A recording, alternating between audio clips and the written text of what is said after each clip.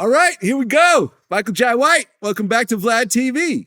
Well, thanks for having me again. Of course, man. Just got back into town. Yes. The timing is good. Just finished a movie. We're going to talk about that at the end because it's not out yet. Right. But there's a lot going on right now, and the biggest of which is the Diddy lawsuit with Cassie. Okay. Now, you're going to have to forgive me. Because the last couple months, I've been nothing but directing, doing all kinds of stuff with that. So the world's just been going right by me. Okay. And I'm not going to, there's a lot of stuff I do not know and I'm not up with. I will fill you in so you can hear about this in real time. Okay. So Diddy and Cassie were together for a long time, like 8 years or 10 years or something of that sort, right? They broke up, I believe, in 2018. And just recently, Cassie sued him for $30 million. In the lawsuit, there are some outrageous claims. Of course, there's the domestic violence and, there's a rape, situation in there and so forth. But it gets really wild at one point. She claims that at one point she was started to date Kid Cudi, and Diddy threatened to blow up his car, and his car actually blew up in the parking lot, like in his driveway at one point. Seriously? Seriously. Okay. Yeah. Sounds like Kid Cudi actually confirmed that his car did blow up in the in his driveway. Okay. Not to say Diddy had anything to do with it, but it's sort of I've had a lot of cars over, the last 35 years. I've never had one blow up yet. Have you? No. About 40 years ago, yeah. Okay. Yeah. Really? Well, because I didn't treat my car right and it blew up on me. Right, but it probably wasn't like a brand new car it's not, Kid Cudi had. It's his fault. Yeah. She also claimed that he would have her find male prostitutes. I'm sorry, what? Yeah, he would have her find male prostitutes so he could watch her have sex with these male prostitutes. Specific kind, ones that are very largely endowed. Okay. Yeah. Anyways, so this broke, right? This became the biggest thing ever. And of course, his lawyers said that this is preposterous, all this is false, it's a money grab. Yeah. But 24 hours later, he settled. Yeah. I have never seen a settlement this fast in my life. He said, take that. That's interesting. What's your take on this? First of all, I wouldn't know Cassie if she was sitting on this lap. Okay, I'll show you a picture of Cassie. I wouldn't know Kid Cudi if he was sitting right over here. This is Cassie right here. Okay. Cute young lady. Yeah. Right. She was quite a bit younger than him. I think she was maybe, 21 when they started dating. He was like in his 40s or something. Yeah, man, to each his own. I mean, I wish people could just be honest about everything. And, it would be so much better because you just be yourself. And people are worried about the judgments of others, but live your life. If that's what he's into, that's what he's into. But the thing I draw the line at is abuse. Somebody, if she's a grown woman, what grown people do is what grown people do. I can't pretend to really care about it too much, only if there's a victim somewhere. Sounds like a victim, but I don't know. I don't know how old this woman is. She looks like she's a teenager, but I don't know. No, at this point, she's in her 30s, I believe. Let's see. Let's look her up real quick. She is 37 years old. She's now married, has 2 kids. Her husband is a personal trainer. So clearly her lifestyle is not quite what it used to be, rolling with Diddy. So a lot of people are saying it's a money grab, but both could be true. Or both probably are true. I doubt it. What do you mean? I would doubt it. I mean, a lot of people like to look at the most negative way to look at things because that's just the way it is. People try to, it's a money thing. Hey, if somebody's traumatized behind some shit, and that's the truth, and money is the only way to get past it, or whatever, or the judicial system only knows how to punish you that way, and then so be it. But maybe because I'm a little optimistic about things. I would think that if somebody's at a certain point in their life where they're willing to face stuff, and they say, you know what, I need to heal from this and I'm going to deal with this, which is something that's, I think, necessary for everybody. But the byproduct is there's suing and there's money. So I don't see that that same behavior. If somebody were the type to be out for the money, I think you know that a little earlier. You know, personally. But of course, now's the time, because what drives me fucking crazy is that people go, well, now, why they do it now? It's like, goddamn it, now is the only time you could have done some shit. Because now powerful people are being punished for the first fucking time ever. Right? Well, so okay. It's like people are like, well, why are you doing it now? Hell, you couldn't have got away with that shit before. Well, there was a law that passed in New York that expired on Thanksgiving. Yeah, I did hear about this. So this is why you saw a floodgate of these things. Now, of course, Cassie being so high profile with Diddy obviously triggered a lot of this as well. But there was a deadline on this where they extended it past a certain amount of time when it comes to sexual abuse. Yeah. But I mean, if there's one thing about human nature is people are they're going to vote what's in their heart. All they need is an excuse to do so. You want to call somebody, money grubbing bitch, you're going to find the reason to do that, right? Whatever is in your heart, you're going to find the excuse to act on that or to claim it that way. So, I mean, again, what I feel is that, hey, this is, there's a statute of limitations or whatever, but to me, this is the first time in history where the powerful are getting punished. It's the first time. Because, but if somebody wants to be a hater or try to, call somebody a money grubber or whatever, they're going to do that. They're going to say, hey, yeah, they're not going to think too deep about the whole situation. If they find an excuse to call somebody money hungry, there it is. But you're neglecting all the other shit. And real victims in this situation. What I'm saying is they both could be true. She could have been abused, but she also could use the money because she's not at a place. But you said use the money. That could be true. Everybody Everyone could use the money. Right. Yeah, but to be here's the thing though, right? From what I understand, there's never been a criminal complaint filed. During this whole time, during all this abuse, during all this stuff, not a single time were the police called. So when it comes to these types of cases, it becomes a hearsay. There's usually not a lot of proof. And a civil lawsuit, as some of you may not know, is much easier to win than a criminal lawsuit. True. A civil lawsuit means more likely than not, meaning that jury, if they think they're 51% sure that Cassie was abused and they're 49% sure that it's false, they will go with Cassie. Now, if there's a criminal case against Diddy, it would have to be beyond a reasonable doubt, which is like 90%, 95%. You see what I'm saying? So it's much harder.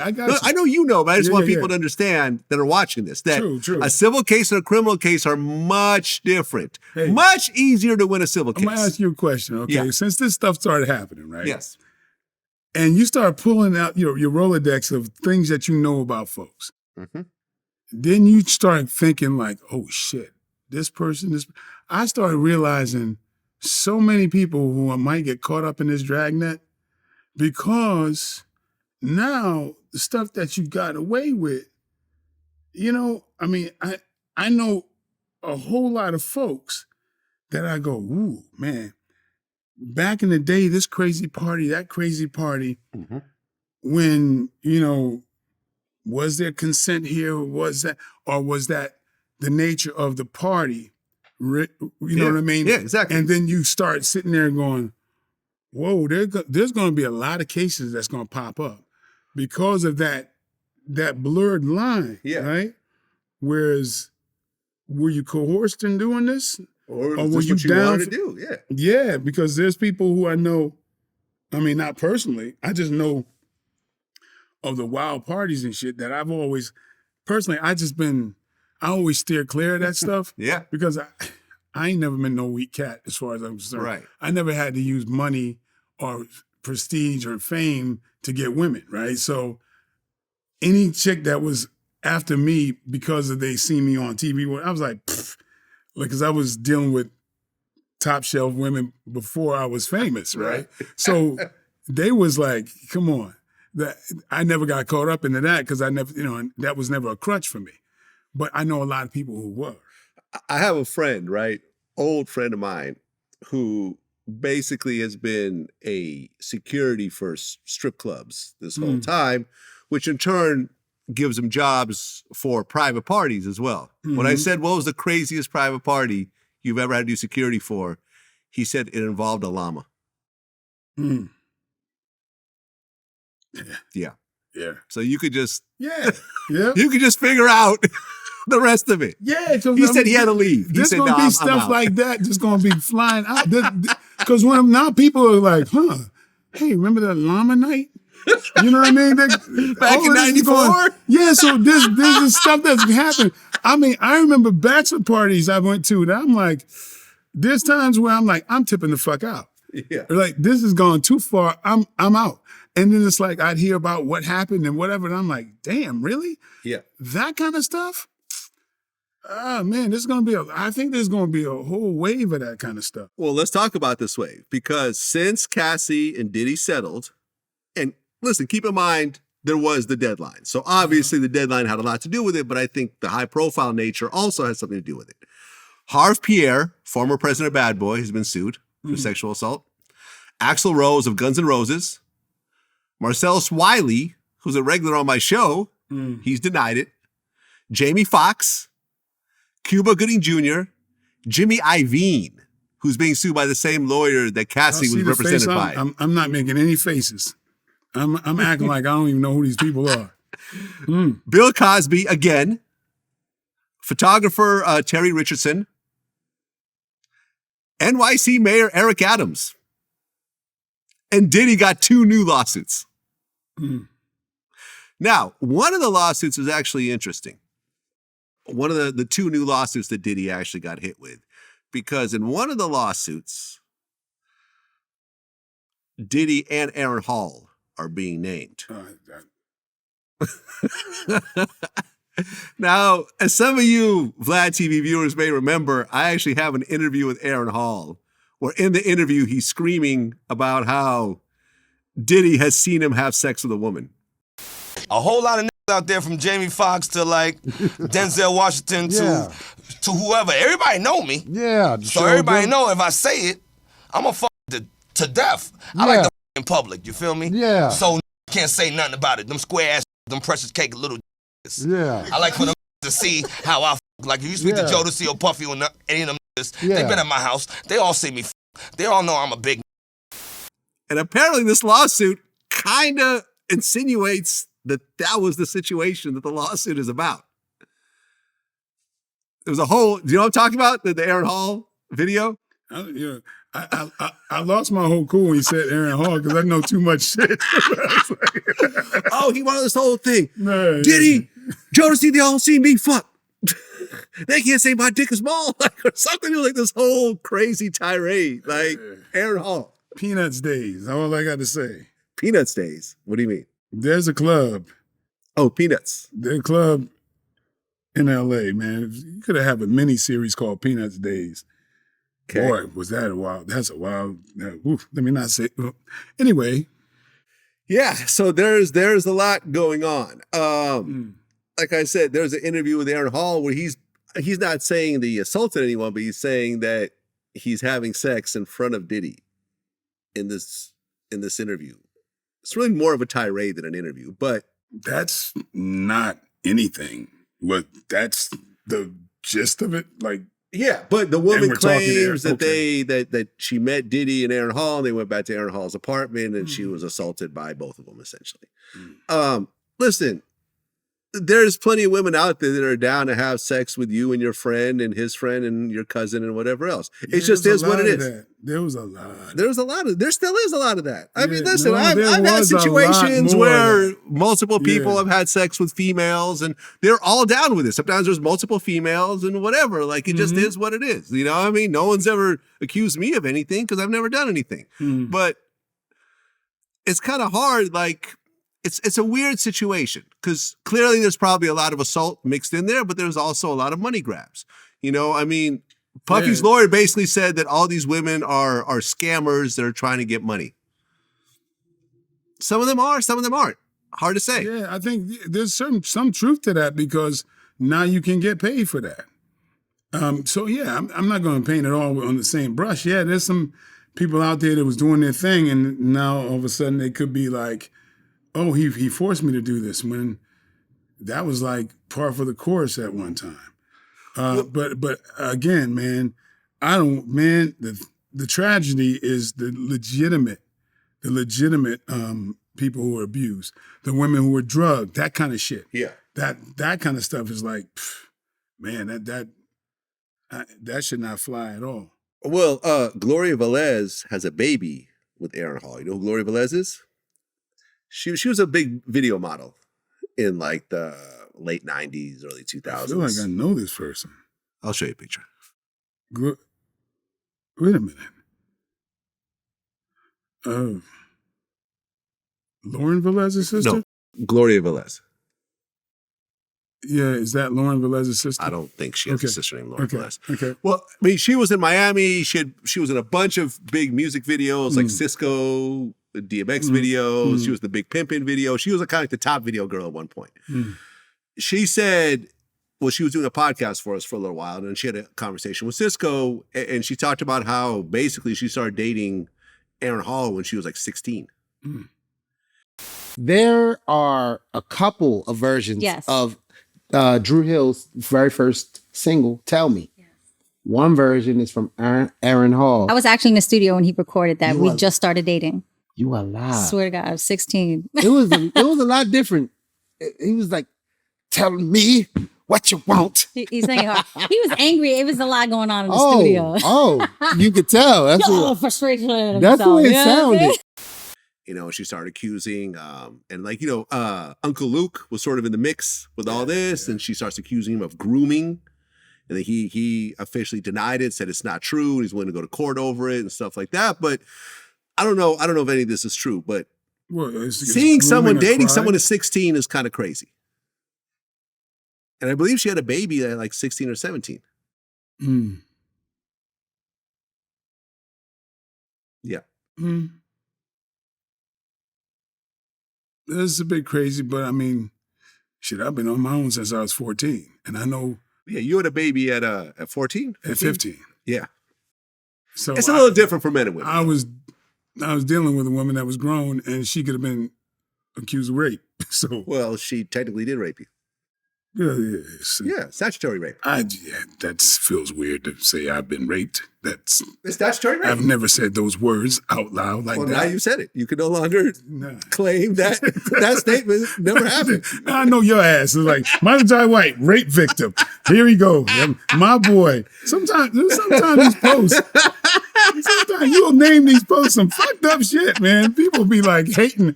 They don't even watch the damn post. They just read the headline. Michael J. White said this. I'm like, oh man, he got me again. Rape. You've been statutory. I'm not saying that you were held down and penetrated. Like I'm saying, like a grown woman. If you word it a certain way, people gonna think that shit.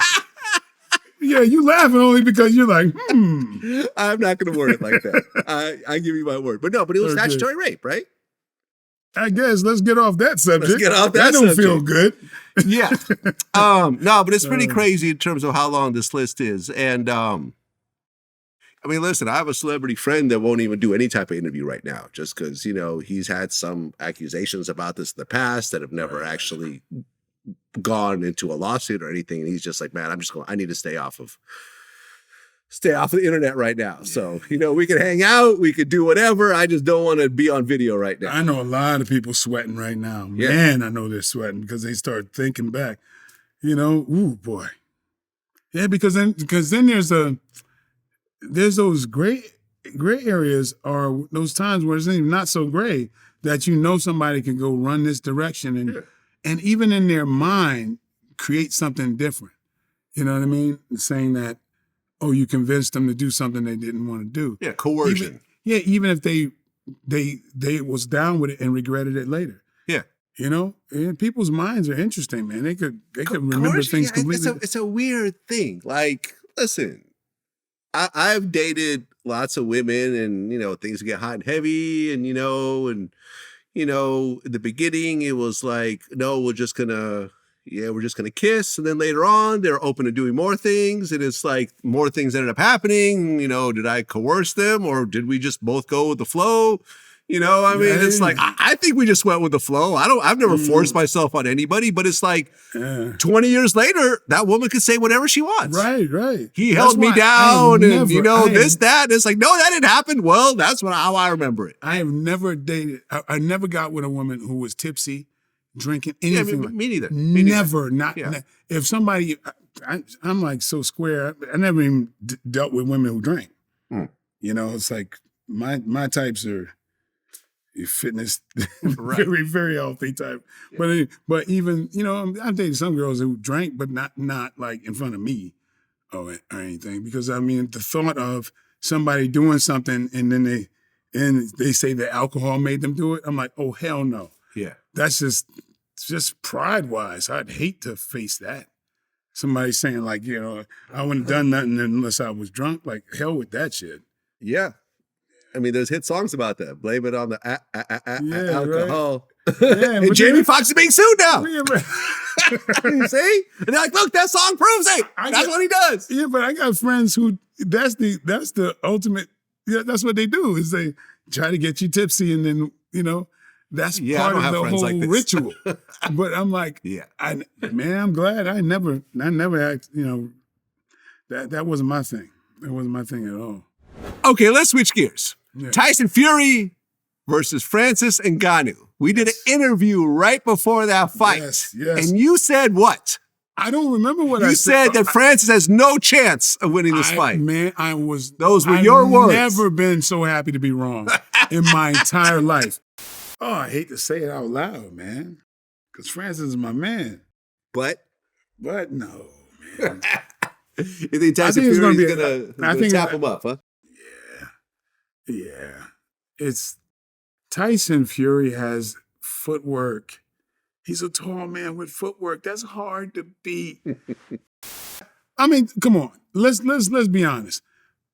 I don't think there's anybody who would have given would have thought Francis would have done as great as he did. I'm super proud. Like I said, I'm so happy to be wrong. But that is something that's never occurred in life. Can you realize what we saw? Mm-hmm. That was bigger than the Rocky movie. Even Rocky was a professional boxer. Right. Somebody, their first professional boxing match, does that, knocks down the undefeated champion of the world. Undisputed champion. Yeah. Like what we saw, you wouldn't believe that in a movie. And so, like, the thing that, I was like, first person who stuck me out was this guy, my buddy. Oh, remember what you said? Flashback. I text you, I'm like, come on, man. I say he's a friend of mine. But the thing is, it is what it is. But I said it. We gotta hold ourselves to our words. Exactly. When I mess up, people are quick to bring it up. Exactly. So it is what it is. But see, the thing is, people think, what gets on my nerves is the negative shit. People think I'm rooting for fucking Tyson Fury. No, I'm not rooting for him. It's like just to say that I didn't think Francis would beat the heavyweight champion of the world his first time out. Boxing. Mm-hmm. That was something. That's like let's pull analogies out. Well, like, let me ask you a question. You gonna beat Tiger Woods the first time you go? Like, can you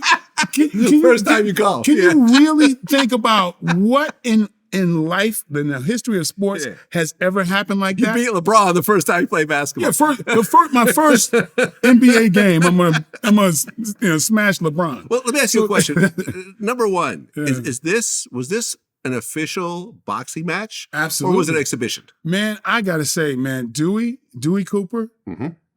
Man, I will never count out Dewey. I mean, that's a good friend of mine. That's who I train with for years. I train with him when I'm in Vegas, and plus I'm trying to get him to do a movie with me as well. Because Dewey is like he came from K1 to kickboxing. Dewey would fight like the biggest guys, and he had so much heart. He's a great friend, and he trained the hell out of Francis Ngannou. And I was so surprised that Francis got all the little things, didn't bite on the fakes and feints.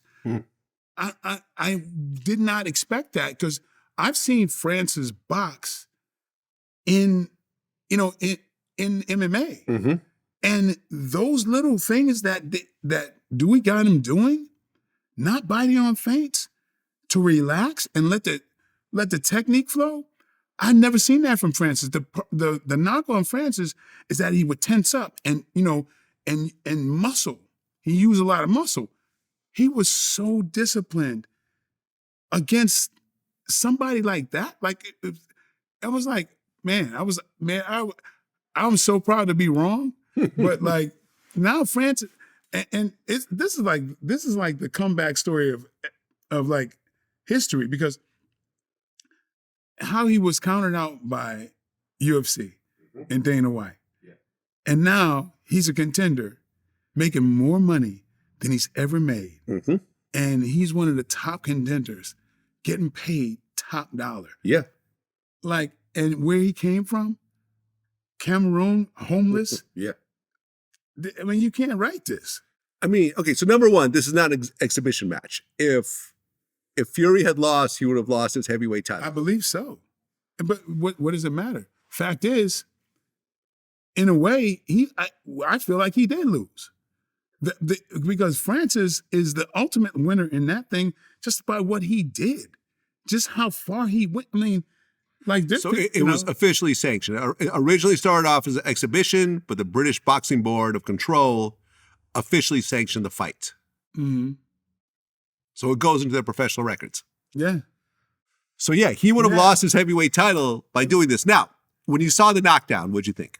Man, I was proud as hell. I was like, oh my God. I couldn't believe it. I was like, I've never seen anybody progress that in my life in anything.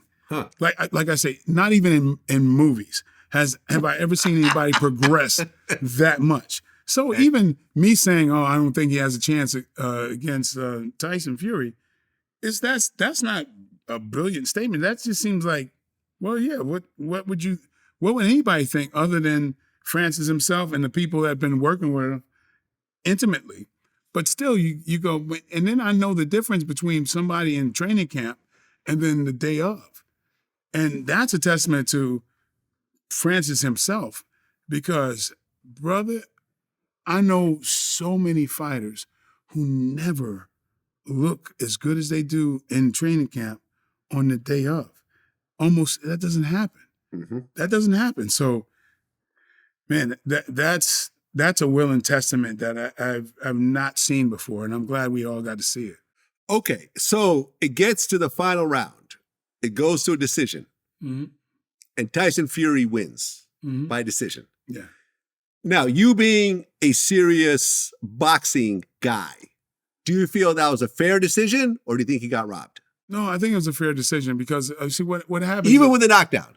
Oh, yeah. It was, okay. Because it was an outpointing thing. Even though, like, on the street, Francis whooped his ass. Right. You know what I mean? Look at.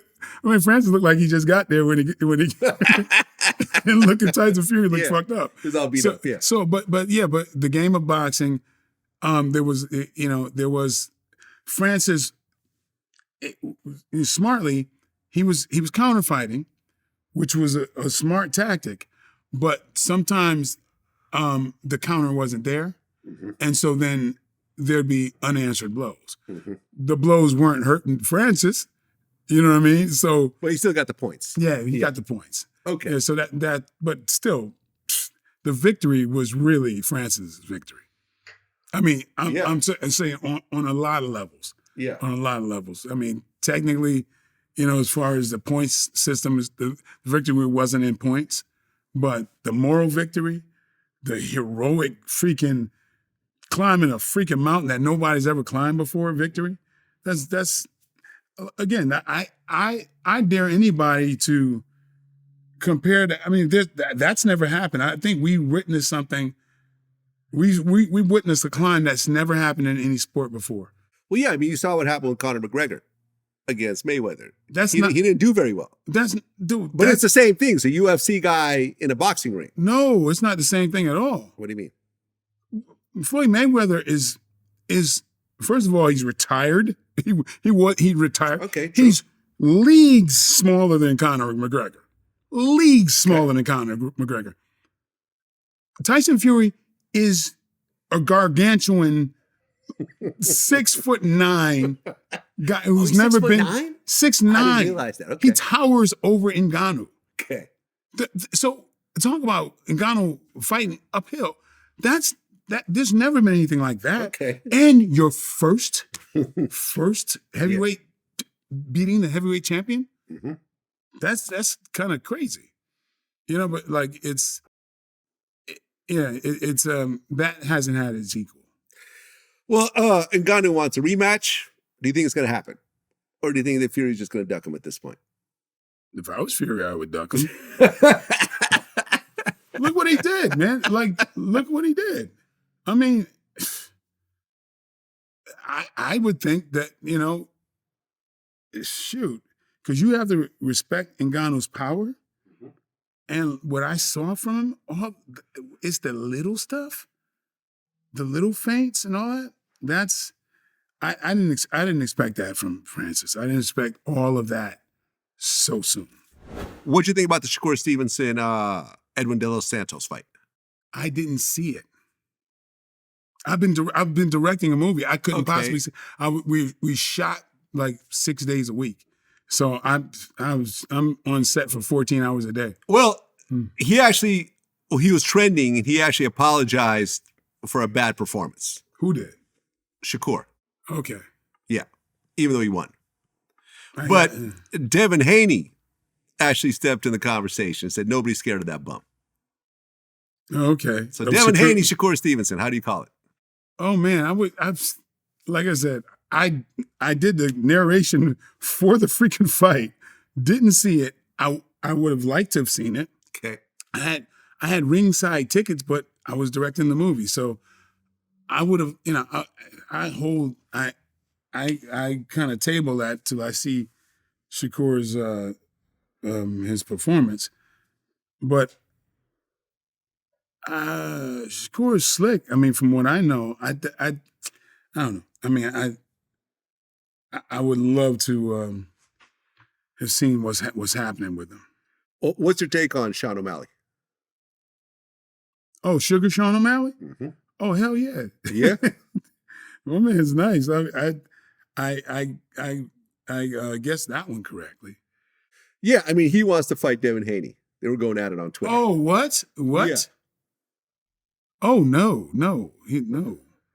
That's not gonna work. No. Okay, No. so you're saying right now on camera that Devin Haney versus Sugar Sean would definitely lose. I would think so, yeah. Okay. Unless he pulls a Ngannou, but I'm like, come on now. I don't think that's happening in another lifetime. Okay, well, because Shakur Stevenson actually called out Sean O'Malley also. Why not? This whole UFC, why not? This whole UFC boxing thing is really becoming a real thing now. Yeah, I like that. But you got to think about that. You got to thank the Paul brothers. Well, but they're not UFC. Conor McGregor opened it up. But I see what you're saying. No, the whole boxer fighting real boxer kind of thing. Actually, you're right. You got to hand it to them. They really opened this box up. Yeah, I mean, Floyd Mayweather is supposed to box John Gotti III again. Again? Yeah, I don't know why. Remember at the end, it ended in a brawl. I didn't see it. I didn't watch it yet. Yeah, no. I don't know. I don't know. Terence Crawford got stripped of his IBF title. Why? Because he was supposed to have a mandatory title defense, which he didn't do. Ooh. Didn't know. Shoot, like I said, I've been buried. Yep. A lot going on in the boxing world, man. But I feel like it's getting more exciting now. Yeah, I would say so. Yeah. Well, I actually interviewed Evander Holyfield recently. Right. I was down in Miami. Yes, sir. Got to meet up with him in person. Yep. Did a whole 3-hour interview with him. Mm-hmm. He's an interesting one, man. Yes, he is. He is. Yeah. What heart, man. Yeah. I mean, I could say it. I said this at the end of the interview. He's just a class act. Mm-hmm. He is so, just such a gentleman in this whole thing. At no point did he really bash anybody. At no point did he ever, duck responsibility when he lost. Mm-hmm. It was like, yeah, this happened. And, at no point did he ever say, oh, this was going to be an easy fight. He was like, even with Buster Douglas, and coming into Buster Douglas, I was like, hey, what'd you think when Buster Douglas showed up all overweight? He goes, well, I saw him beat people up at that weight. So I was taking it seriously. I wasn't just thinking it was going to be a walk in the park. Yeah, man. Yeah. Holyfield is an absolute class act. Mm-hmm. The bond he has with his mom. With his mom is just incredible. Yeah. Just incredible. The words "my mama" was said probably 184 times during the course of the interview. Yeah. And it's actually funny. This is one of the standout parts of the interview because, he lost in the Olympics. He got the bronze medal in the Olympics. And I asked him how he felt because it was kind of a bad ref call that kind of put him in that situation that stopped him from potentially getting the gold. And I said, well, how'd you feel? You feel like you got robbed? He goes, well, yeah, but, my mama was in the audience, and had I acted out, she would have came into the ring and smacked me in front of the whole world. So I was more scared of my mama than I was of the situation. You won the bronze, and you got kind of robbed, people say, against Kevin Barry. Was it a little heartbreaking because your idol is Muhammad Ali and he has a gold medal in the Olympics? Were you hoping to bring back the gold as well, obviously? Well, yeah, the whole big thing, I wasn't going for the gold when wouldn't be no reason to fight. Exactly. I'm talking because the art of to be the very best you could be. Mm-hmm. And the fact that, it was just a bad call on their behalf, and it stopped me from moving up. I was just a little disappointed because everybody said, man, you ain't even go off. I said, my mama was there. I said, I didn't want my mama to climb up in the ring and hit me with that shoe. I said, my mama would have did that. She would have climbed in the ring and hit you. Yeah, because my mama told me, she said, don't act like nothing ain't ever happened to you. Yeah. She said, things happen to everybody at any given time. That's something. Him being the youngest of all those kids. Yeah. Usually the youngest gets away with everything. Yeah. Right? But that's something else. Yeah. Well, I asked him about the George Foreman fight, in which, of course, he won, but he said that's the hardest he's ever been hit.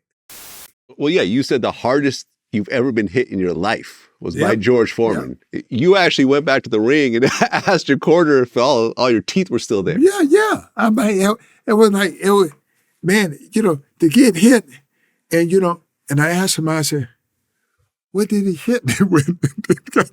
I'm like, all I know, I got cracked, and I go, what did he hit me with? He said, he hit you with a looping right. And so a looping right means you don't see it because he threw it wide and they come down, bam, like this. So my hands are up and they come between them, bam. Yeah, you notice. I mean, I actually was watching that today. Really? The Holyfield thing, because I'm just getting back, trying to catch up on things, and that's one of the things. Since we have a connection with that, because his assistant is, who was while I was directing the movie. Yeah. His ex-assistant is the person that's watching my children. Yeah.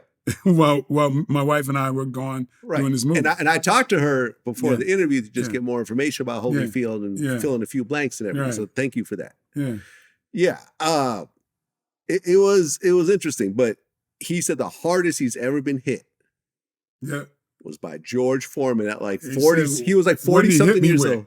He said, what did he hit me with? Right. He said an overhand. But the overhand right. I noticed one thing about Holyfield. He barely admitted anything that raised him up. He you couldn't get him to.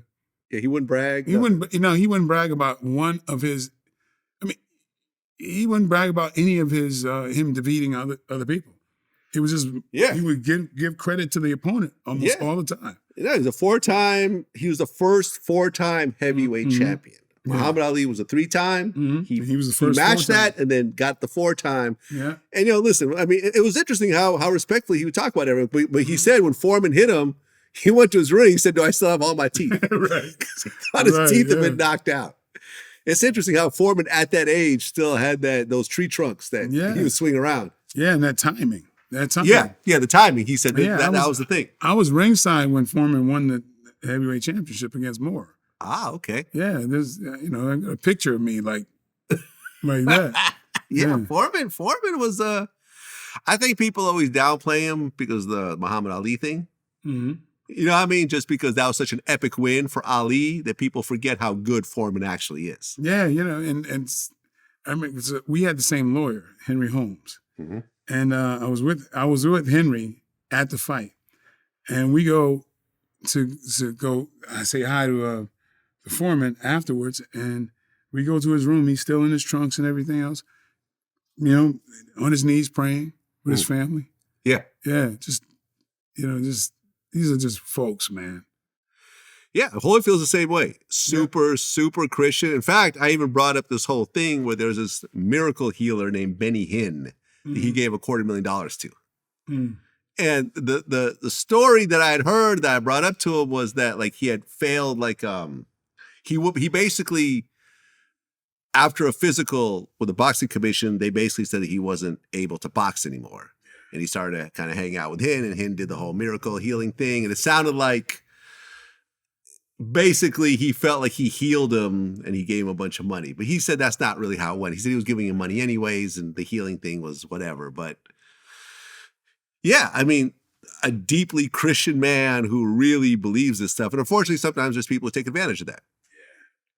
Yeah. The whole miracle healing thing, I don't have any belief in that whatsoever. But the one thing I did bring up that he denied was that at one point there was human growth hormone accusations against Holyfield, where I guess he did this whole investigation and they found some records that basically looked like his name. And then when they called the number, he picked up, and you know what I'm saying? There's that type of thing. But he said it's not true. I've been tested more than anyone else. I mean, when you look at Holyfield, do you feel like he took, PEDs or no? No, I wouldn't know anything about that. Like, I'm no expert on that stuff at all. He was just so statuesque. His build, like he probably had the greatest build of any boxer. Would you say that? No, not at all. No, really? No. Who had a better build than Holyfield in his prime? Shoot, man, there's a lot of people. Like who? Like, who had a better Ken build Norton. than Holyfield? Ken Norton? Ken Norton, top to bottom, was bad. Like, Holyfield was, he had very thin legs. And so, like, I mean, Holyfield had to really kind of generate a lot from, because like he didn't have the legs, so he had to really do a lot of torquing to kind of combat the heavier guys, because he didn't, it's like,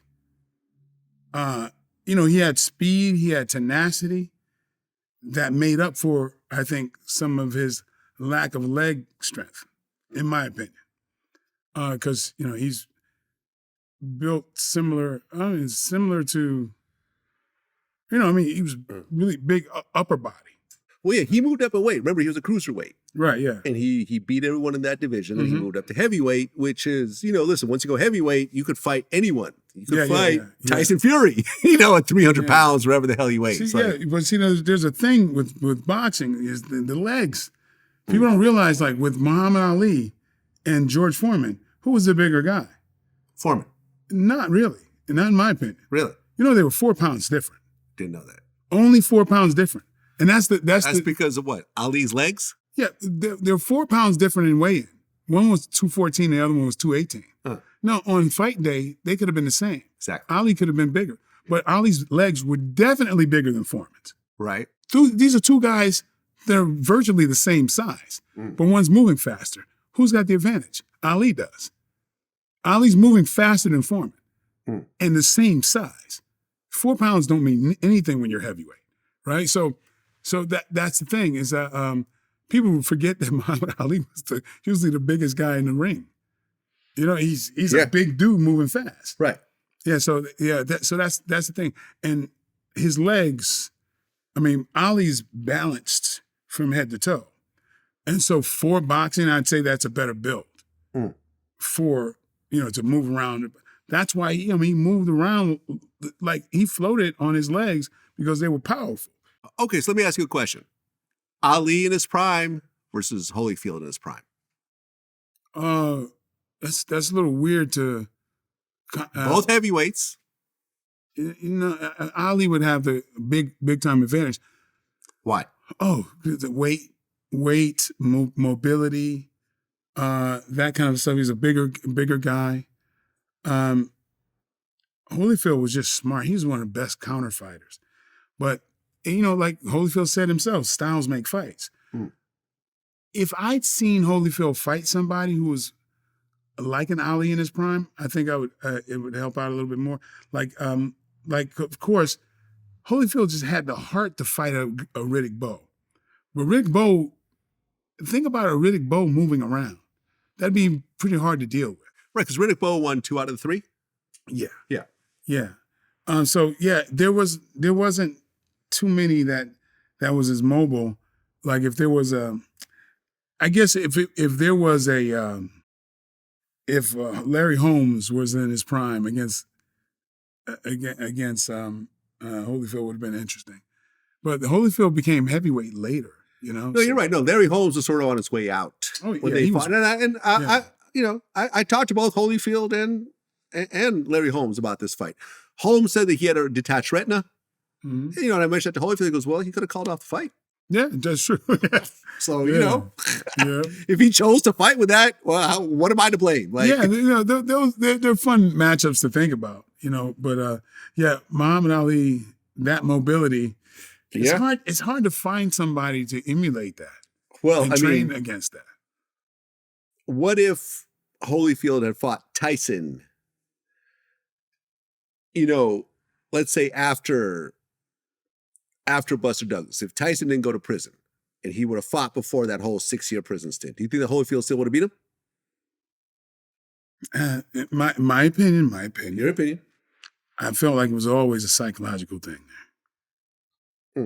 Right. I always felt it was a psychological. Holyfield said, because he talked about how he sparred Tyson at 22, and he said something, and this is the clip that was kind of going viral in the interview so far.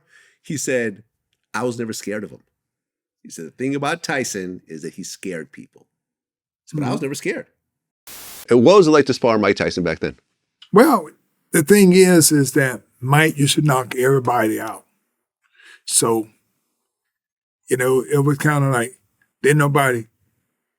he had his own sparring partner that he knocked out every day. He had people come in there and he'd knock them out. And so Mike and I, we both on the losing squad. So we on the losing squad and stuff like that. So this is the reason why I realized all the things that he could do, because he did it so well. He was an expert in rope, expert in hitting the bag. Everything that he did great. Yeah. And I said that, and I was kind of watch, and I said, wow, man, he's good. But in the game of boxing, it's about what you can do to a person to get them to move, to capitalize on which way they're gonna move. But Mike was all one of the fighters who charge at you all the time. Yeah. And what I had that a lot of people didn't have, I had good rhythm and good movement. So I can pop back and make you run into my shots. I had fast hands and like this and what I had too, I had this thing where that I wasn't afraid of nobody. I had known him. I mean, he was good. He was like, Tyson was great at what he did. And I guess I had forgotten, I found this out after the interview. Like after the interview, there's always, I should ask them this. Because I found this little tidbit where they talked about at that time when they knew each other, there was an incident in a pool hall. Have you ever heard about this? Where like Tyson was basically like playing pool with everyone, but he was sort of bullying everyone and like taking turns when he wasn't supposed to take turns or whatever. And Holyfield just went up to him and just grabbed the pool stick away from him. You know what I'm saying? It was just like, nah, you're not doing this with me. I see how you're doing everyone else. You're not doing this with me. And Tyson like didn't say anything. Mm-hmm. Tyson, I guess, doesn't remember the incident, but it kind of sets the tone of Holyfield is not scared of Tyson. Yeah. And you saw that in the ring. Like Yeah. he wasn't running. If you notice, Holyfield wasn't running at all. Yeah, like I said, I always felt it was a psychological component. Yeah. And that Holyfield was like a big brother to him. Yeah. And was very staunch and very, I feel like Tyson had a lot to think. He had a lot of things going on. He's coming out of prison. Now he's Muslim. Mm-hmm. He's fighting a man who's a devout Christian and who's always been very solid. And because when I first would see Tyson speak about Holyfield before their fights, it was like he seemed like he was manufacturing this hatred. Yeah. And I'm like, that's interesting. I remember being at those press conferences. At the time, Jeff Wald was one of Tyson's managers, and he was my manager at the time. And I was saying that to Jeff, but like, Tyson doesn't seem like himself. And then I feel like that third round, Tyson heard something that he never heard before, is that the whole audience was cheering for Holyfield. You're talking the first fight or the second fight? That first fight. First fight, yeah. And I feel like psychologically that was like kind of debilitating. Yeah, because it's never happened before. Everyone from my era thought that Tyson was the second coming. Yeah, and I couldn't understand why Tyson didn't faint. Didn't like faint. Well, if you guys a guy who's a counter fighter, mm-hmm. you want to make him bite on his counter. You want to make him throw that counter so you can catch him afterwards. And I didn't see him doing that. I saw Tyson committing to the first blow all the time with a counter fighter. That second fight, it looked like Tyson was feigning and making him throw that second. And I was like, I think Tyson's going to knock him out. That's what I thought in the second fight before things got bonkers. Yeah. But that first fight, I just, because again, I studied the hell out of Tyson because I had to play him. Yeah. And I just I just felt like there's something psychologically that was afoot. Do you think that Holyfield was intentionally headbutting him? Because that's what Tyson was saying. And I asked Holyfield about this. I think Holyfield's a little slick with that. He said, hey, man, listen, when two fighters go to punch, sometimes our heads butt. It was hurting me as well. It's not like, I was walking away from it okay. Yeah, you think it was intentional? Anything that you ever see in that match, you see him headbutt me on purpose. He take his head, bam, like this. Now, here's a guy that headbutt me on purpose. But ain't nobody seen me headbutt him. I said, only thing in boxing when both people step in together, they head may clash. Yeah. And so the whole big thing is for you, if something bothered me, for me to act like it didn't even, for me to act like it didn't hurt, because the whole big thing, you don't show no pain or nothing. Because anything that you show that it hurts you, people do it even more. Yeah. And so it's the whole big thing with me, every time I ever box somebody, at some time, if we both step at the same together, your head you gonna hit head like this. Mm-hmm. But the whole big thing is that you act like it didn't hurt. The whole big thing. Life is about pretending. And in boxing, if you supposed to show somebody all the time you're hurt, man, you'll be done. Right. Yeah. Yeah. Blood in the water. Mm-hmm. But then again, then you also see Tyson, you saw an intentional headbutt. Remember when they kind of locked up? Tyson kind of like...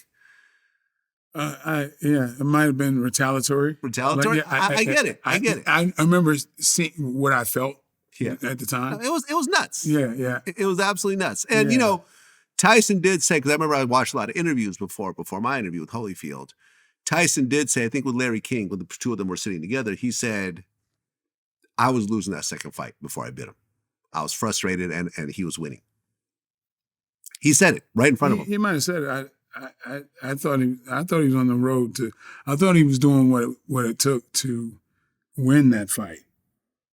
Again, Holyfield was biting on the feints, and Tyson was coming real close. Biting on the feints. Well, yeah, he was throwing. No pun intended, I guess. What? Biting on the Biting. face? Because remember Tyson. Oh yeah, the biting thing. Okay, yeah. But just maybe it's kind of inside thing. But it's. I felt like Tyson was making him draw out his. Well, yeah, but I mean, Tyson bit him twice. Yeah. That was crazy. And I remember we even zoomed in on his ear. I mean, his ear is mostly healed up, but it's still a little messed up. And you know something? Holyfield actually forgave him. Yeah. No grudge whatsoever. He goes, "Hey man, listen, when I fight people in the ring, things happen, but afterwards, we're just doing our job. Yeah. I don't have a grudge or a hatred." I told you I was the happiest guy in the world at the time. What do you mean? I was so happy that Tyson did that. Because, just to show you because that's the guy I was playing in the movie, but a lot of his supporters said no, he doesn't behave that way. Because, but I was actually behaving like old me. Mm-hmm. But I felt like Tyson and I had that same kind of berserk kind of temper, and so that's what I played, and that's what I saw. Yeah, in that ring, because that was me. That was totally me. I was just like that. Well, Holyfield made something like $500 million during the course of his career. And at one point, he built that huge mansion.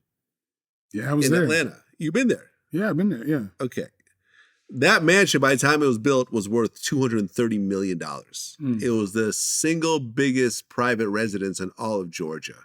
Yeah. It had the biggest private swimming pool in America. Right. Yeah. It cost $1 million a year to maintain it. Mm-hmm.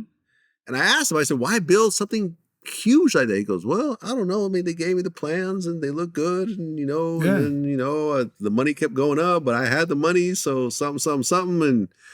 But then I asked him, how did he lose it? And he said that his sister took out a second mortgage on that property without him knowing it. Boy. And before he knew it, he had this multi-million-dollar loan that he didn't know about. And by that time, he didn't have the money. And he had to just put in foreclosure. I asked if he ever sued the sister or pressed charges. He said no. Because his mom was alive during that time, so he didn't want to set up that drama in the family. One of the family members borrowed money off my house. Wait. One of your family members took a second mortgage on a house they didn't own. Right. Wow. How much did they take? Too much. Yeah. And so with me, I said, oh, well, okay.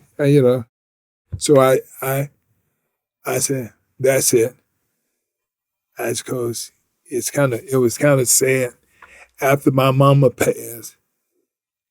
Now everybody want to steal from me. Wow.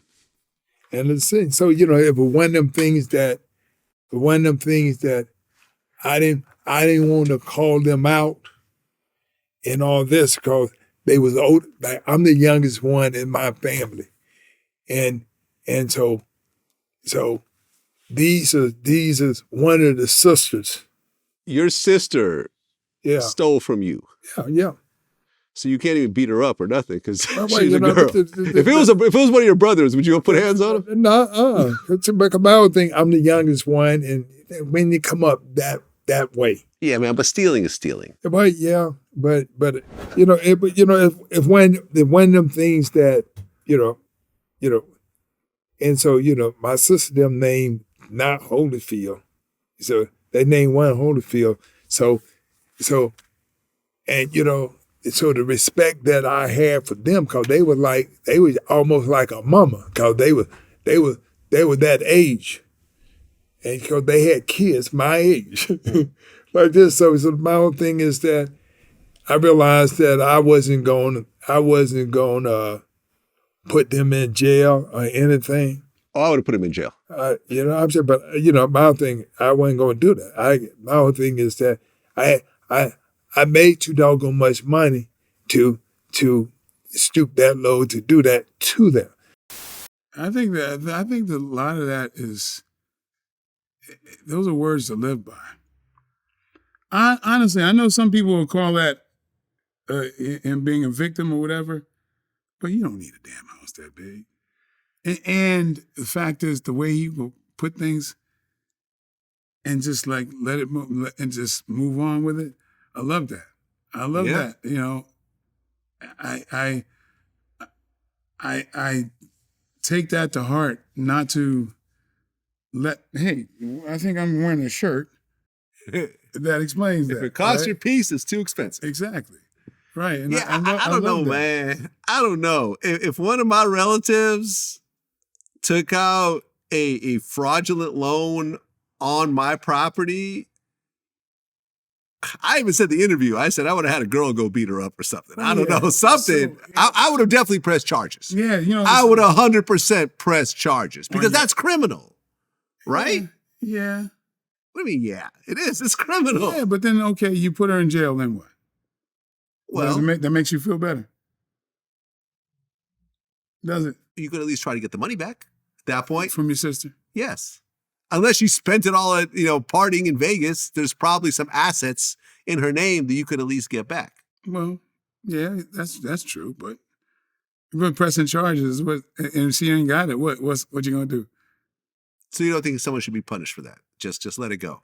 They've stolen millions of dollars for it. They made you lose your home. Yeah, and listen, I talked to your friend who was his assistant. Mm-hmm. We talked about that house. Yeah. That wasn't a house that he just walked around room to room in. I mean, number one, he said the reason why he built that house so his kids could have something for themselves. Mm-hmm. So now you've stripped your kids of that, number one. Mm-hmm. And she also said that, look, the house wasn't just set up as a vanity piece. They used it a lot. Yeah. A lot of fundraisers. I was there for one of them. They would take kids from the hood and have these huge parties with hot air balloons and swimming. You know what I mean? You know how swimming has always been a thing in the black community, because there's not access.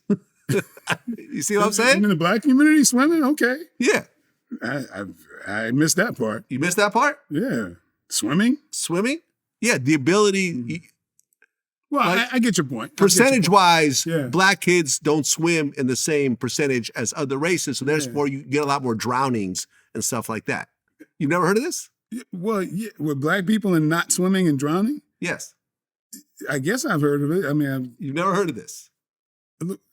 I think it's just, it's not. There's nothing biological. It's just the fact that something biological with it. No, there's nothing biological. It's just that sometimes lower income people don't have access to swimming pools and so forth. There's some biological. I mean, you can talk to a doctor; they'll tell you that there's a biological difference. Well, you're saying that black people biologically can't swim as well as other races? Our bones are dense.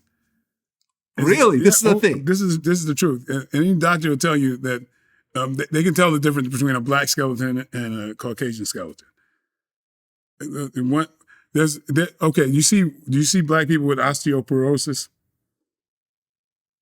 Do you recall? So there is a okay. So this is interesting. So we the National Library of Medicine. There's an article about the buoyancy of African black and European white males. So let me see here. Yeah, this is going in a weird direction. Yeah, but there's a difference. But like, I don't want just we don't need to go on. It says the whites they store more fat and have better buoyancy than blacks because of the fat content. See, I didn't make that shit up. You just read it, okay? Okay. Well, anyways, I'm just saying the point was that he brought a bunch of kids that otherwise probably wouldn't have access to swimming pools into the world's.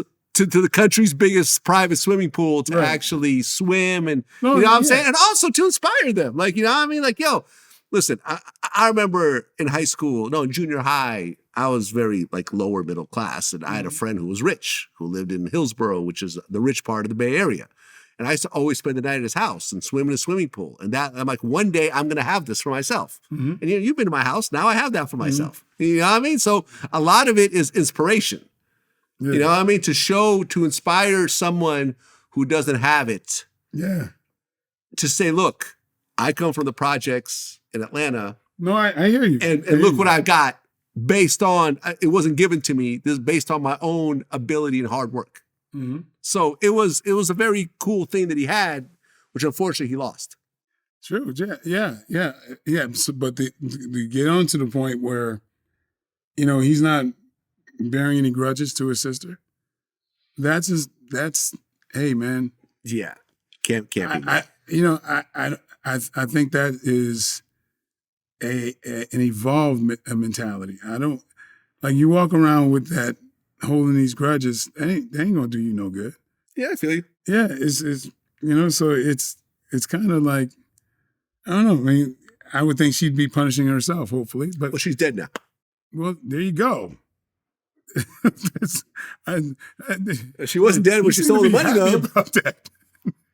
He wasn't happy about it. We spoke about it off camera. No, I said, what happened with that? She goes, well, she died, and just is what it is. Yeah, well, there's another reason why not to hold on to a grudge. Well, since our last interview, Keefe D has been arrested for the murder of Tupac Shakur. Mm. You know about this? I heard last time I was here, the feds called you in this room. Yeah, well, not the feds. I don't know if they're Las Vegas PD. Oh, well, yeah. Yeah, so it's not a federal case. It's a state case, Las Vegas. Yeah, now I've talked about this publicly. Like, yeah. Las Vegas PD had called me like a dozen times trying to get me to cooperate in this case. They wanted my raw footage, whatever else. But I just go to hell. I'm not cooperating. Yeah. I mean, you guys have the footage that's been publicly released. Mm-hmm. There's really nothing else that I know of from the raw footage they could use. But I'm not going to cooperate against someone who is sitting down to do interviews with me. Mm-hmm. That's my take. Yeah. But ultimately, he is now denied bond. That's some fucked up shit. And his trial date is in June of 2024. And this is because he put himself into that crime scene. Mm. So he put himself into the car. Right, but wasn't that part of this whole thing in the day one? Like, right. Okay. So I'll explain this. I've said this a couple times before, but this is worth noting. What Keefe D got, 10 years ago, 12 years ago, was something called a proffer agreement. Right. It's also called Queen for a Day. Queen for a Day. Queen for a Day, and the day part is very important in that phrase. So let's just say I'm the police, and I get together with you, and you have a bunch of crimes that you're accused of. In the case of Keefe D, he was doing a PCP. He had a whole PCP rate. I've heard something. He was facing life in prison. PCP is an extremely dangerous drug, and the amounts that he had would have put him away forever. So a proffer agreement says, okay, look, so let's just say you're Keefe D, I'm the police. I'll say, look, I know about your PCP case. Tell me about the Tupac murder from beginning to end. And as long as it all matches up with what I already know and what we could prove, I will make this whole PCP case go away. You gotta tell me everything. You gotta tell me everything. Right. But whatever you tell me can't be used against you to convict you. But it's only for that day. Meaning that if you decide to retell the story later, or if they go and find other witnesses to testify against you, to say that you were there or whatever else, what you're saying can't be used against you unless you re-say it, or someone else testifies against you. There's enough evidence to convict you. Okay. But for all intents and purposes, what it means is that if you say it that day and you never repeat it, you basically walk away clean. But Keefe D wrote a book. Gotcha. And then he did a VladTV interview. And then he did a Cam Capone interview. They did an Art of Dialogue interview. Okay. Then he did another VladTV interview. Then he did another Art of Dialogue interview. So the mistake he did a BT interview. Yeah, so the mistake is to kind of conflate that with attorney-client privilege, that type of thing. Kind of. Yeah, so yeah. Kind of. Yeah. Yeah. If whatever you tell to your lawyer can't be used against you, but if you decide to go do an interview and repeat everything you said to your lawyer, it's now considered evidence. Yeah, so it's conflating with that and a get out of jail free card. He basically had a get out of jail free card. But, and people have, I interviewed with Pierce Morgan and a bunch of other people about this. From my point of view, I think that, because what happened was when he did the proffer agreement and he met with this guy, Greg Kading, he was the detective that was in charge of this. Yeah. Greg Kading secretly recorded him and then released part of that audio later on after he left the force. And that in turn let everyone know that, Keefe D's a snitch. Even though he told on Orlando, his nephew, who was dead at the time, people still had their 2 cents. And I feel like he was so bothered by it that he took it upon himself to try to tell his story, to try to say, yes, I did cooperate, but, everyone was dead. I didn't hurt anybody, et cetera, et cetera. But in the process, these interviews became so big. And I remember someone who I know actually talked to like the lead detective, and they're like, yeah, this VladTV interview really got this on our radar because it was getting millions and millions and millions of views. So they decided to, first they raided his house, and then they got a grand jury indictment, and then they arrested him. Right. And so now they're trying to say he was the shooter? Well, he was involved in the conspiracy of the murder. You don't have to be the shooter, but it becomes very gray area. Now, let's just say me and you go out for a drive like we do sometimes, and I decide to go shoot someone while you're in the car. You can't get charged for it. I mean, you didn't know I was going to do something crazy like that, right? But if me and you say, listen, Mike, I got this guy I really hate that lives down the street. I'm going to go get a gun and, we're going to go do this together. And, okay, I'll be the driver. You be the lookout. You load my gun up for me or whatever. Like if you're aware of it and you're going along with it, then both of us will be charged, even though you weren't the shooter. And that's basically what they're trying to say, is that although he wasn't the shooter, he was aware of it. He was involved with it. He pushed the conspiracy forward. He was a willing participant in the conspiracy of what ultimately happened, which was a murder as well as a shooting of Suge Knight. Yeah. I recall the things he said, and I think it's kind of a trip because I think he admittedly said if they were on his side of the car, what he would have done. Yeah. There's a lot, man. Maybe he shouldn't have said all that. If I was him, I would have just kept my mouth shut. I would have just not done anything. And people are like, oh, Vlad's the reason. It's like, he wrote a book. He wrote a damn book. We had a copy of the book before we did the interview. The interview was essentially following the book page by page. It is what it is. I also don't, the other thing I don't understand is, his house got raided, but there was no charges yet. And he knows what's going to happen next. Why would you just stick around in Las Vegas? Shit, man. I think a lot of this shit comes down to fame. You think? Yeah. On both sides. Keefe D, fame.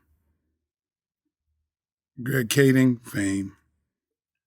Yeah. Cops who were prosecuting, fame. Yeah. VladTV, fame. Fame. Yeah. There's a thing of, when people get up in certain ages, especially men, they want to leave their freaking flag somewhere. And you could be a janitor, but you also are the head usher at your church. You got to have something. So I feel like even though they know what this man, what he did and knows how much he didn't do or whatever, still, you get a chance to be a headliner by prosecuting this brother. Yeah. Or not. If you don't do it, then nobody knows who you are. Nobody's singing your praises or your name or whatever. Yeah. And I think that shit is so fucking important nowadays with this whole social media and shit that everybody wants their little 15 minutes.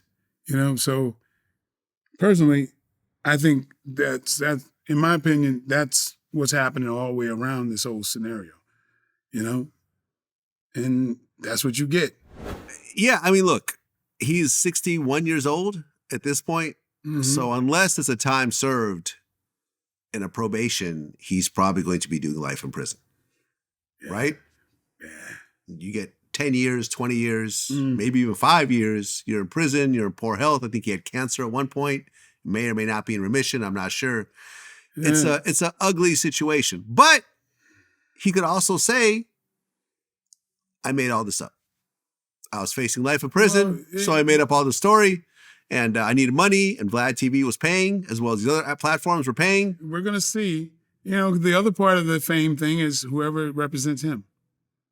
Because it's ego against ego against ego. Yeah. And so maybe the person that's representing him, they're going to, with their ego at front and center, they're going to do what they can.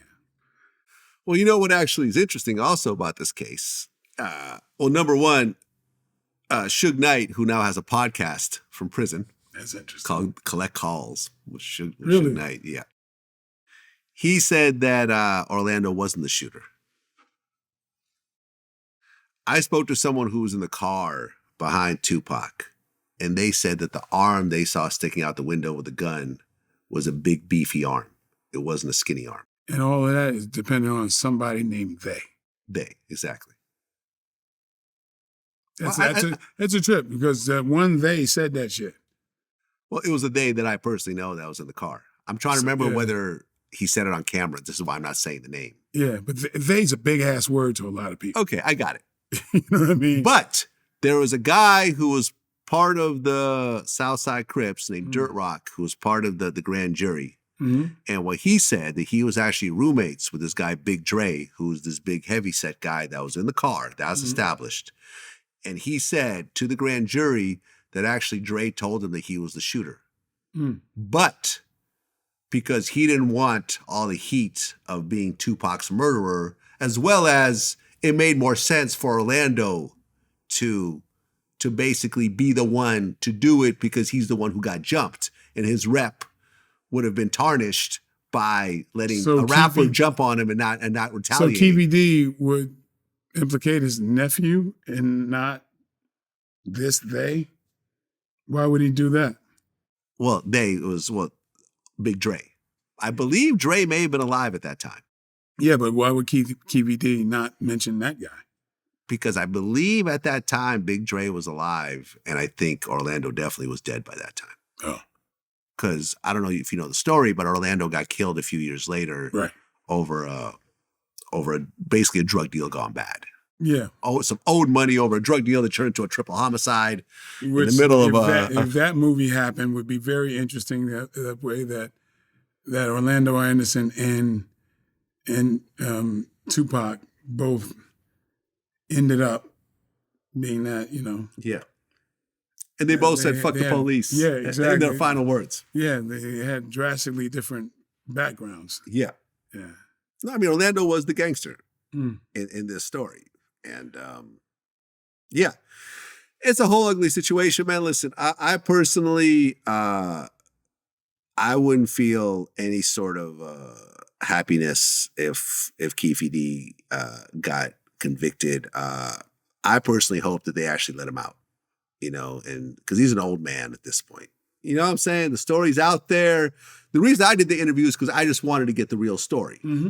And I wanted to, as being a real big Tupac fan, I got tired of hearing the conspiracies. Oh, the government did it. Tupac's still alive in Cuba. Oh, Suge had him killed. You know what I mean? Like, just all this ridiculousness. I was like, okay, I want the real story out there with the last, and this is an old man I'm talking to, realizing that, he could pass away tomorrow and the story will just die completely. Let me get this story down on tape so future generations, because listen, Tupac is still a huge artist. Isn't that something? Yeah, he tapped the vein, man. It's even when you even speak about it in the same way I spoke about it, it's like people get so pissed off. It's like it's a dumb. There's one thing about social media: you could be the dumbest bastard on the planet, and people gonna listen to you. Like, it's just some of the dumbest shit. Well, and this brings me to my next question. You know where this is going, right? I think so. Yeah.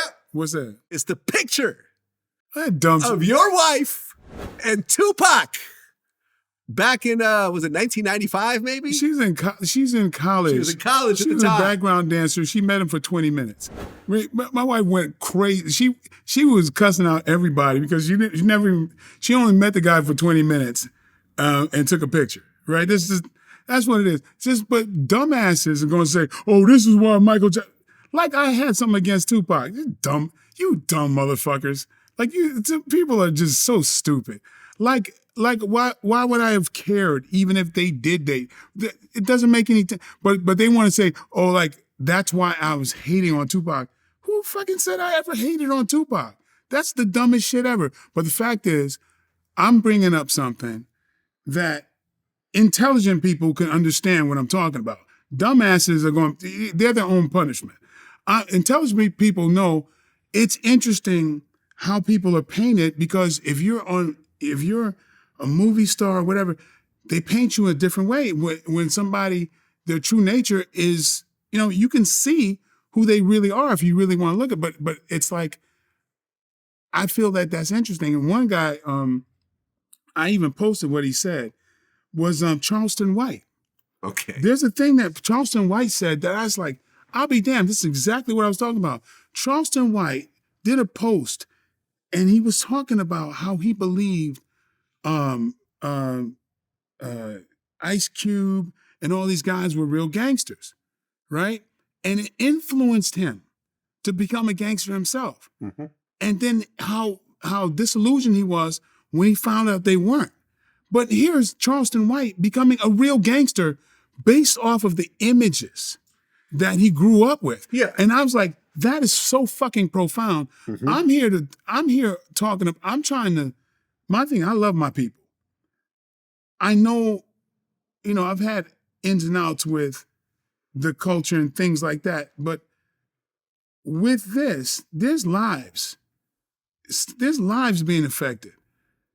The imagery, and sometimes people look at me and think I'm, because I'm in movies or whatever, that they put me at a higher level. I'm just a person, right? Right. You're going around beating people up, Yeah. They spill your coffee at the diner or something. All I want to do is kick people in the neck. But then all the years I've known you, I've never seen you in any level of physical confrontation ever. All the times we've hung out, I've never seen you even get into it with anybody. No. Ever. Yeah. Ever. Yeah. I mean, I grew up, I'm one of the luckiest people on the planet. I've been in the craziness.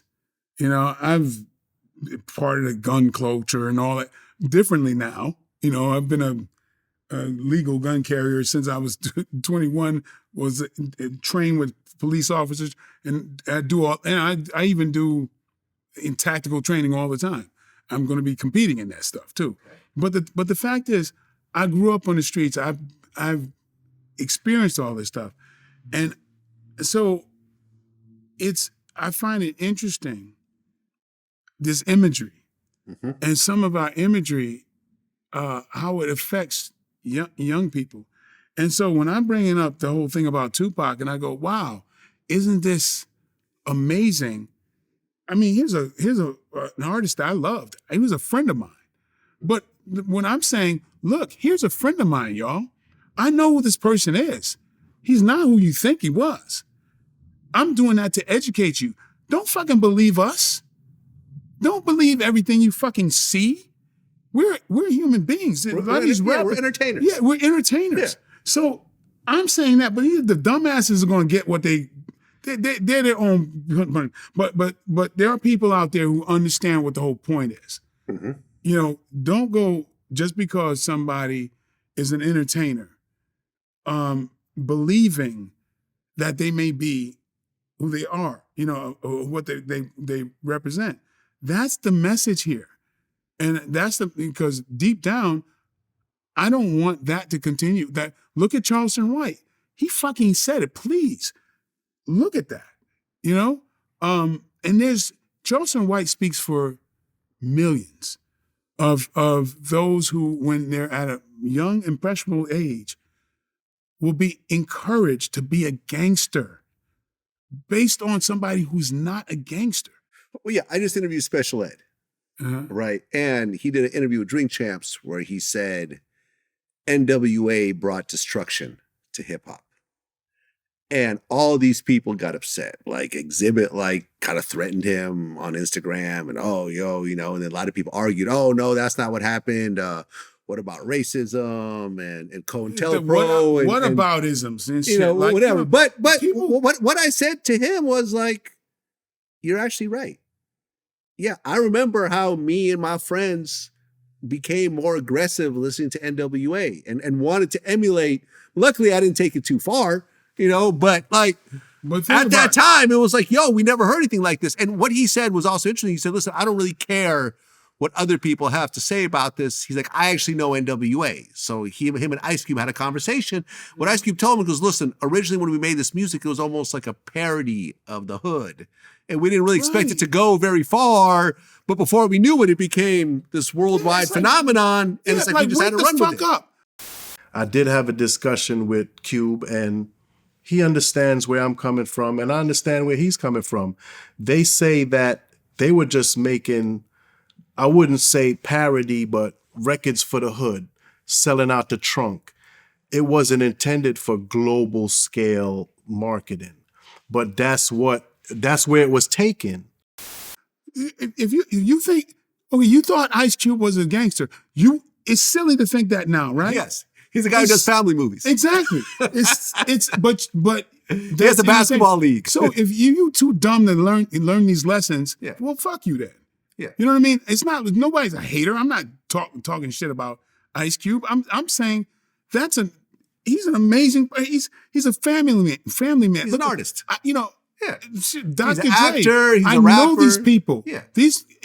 Snoop. I mean, I just hired Snoop's dad, Papa Snoop. We had a great time.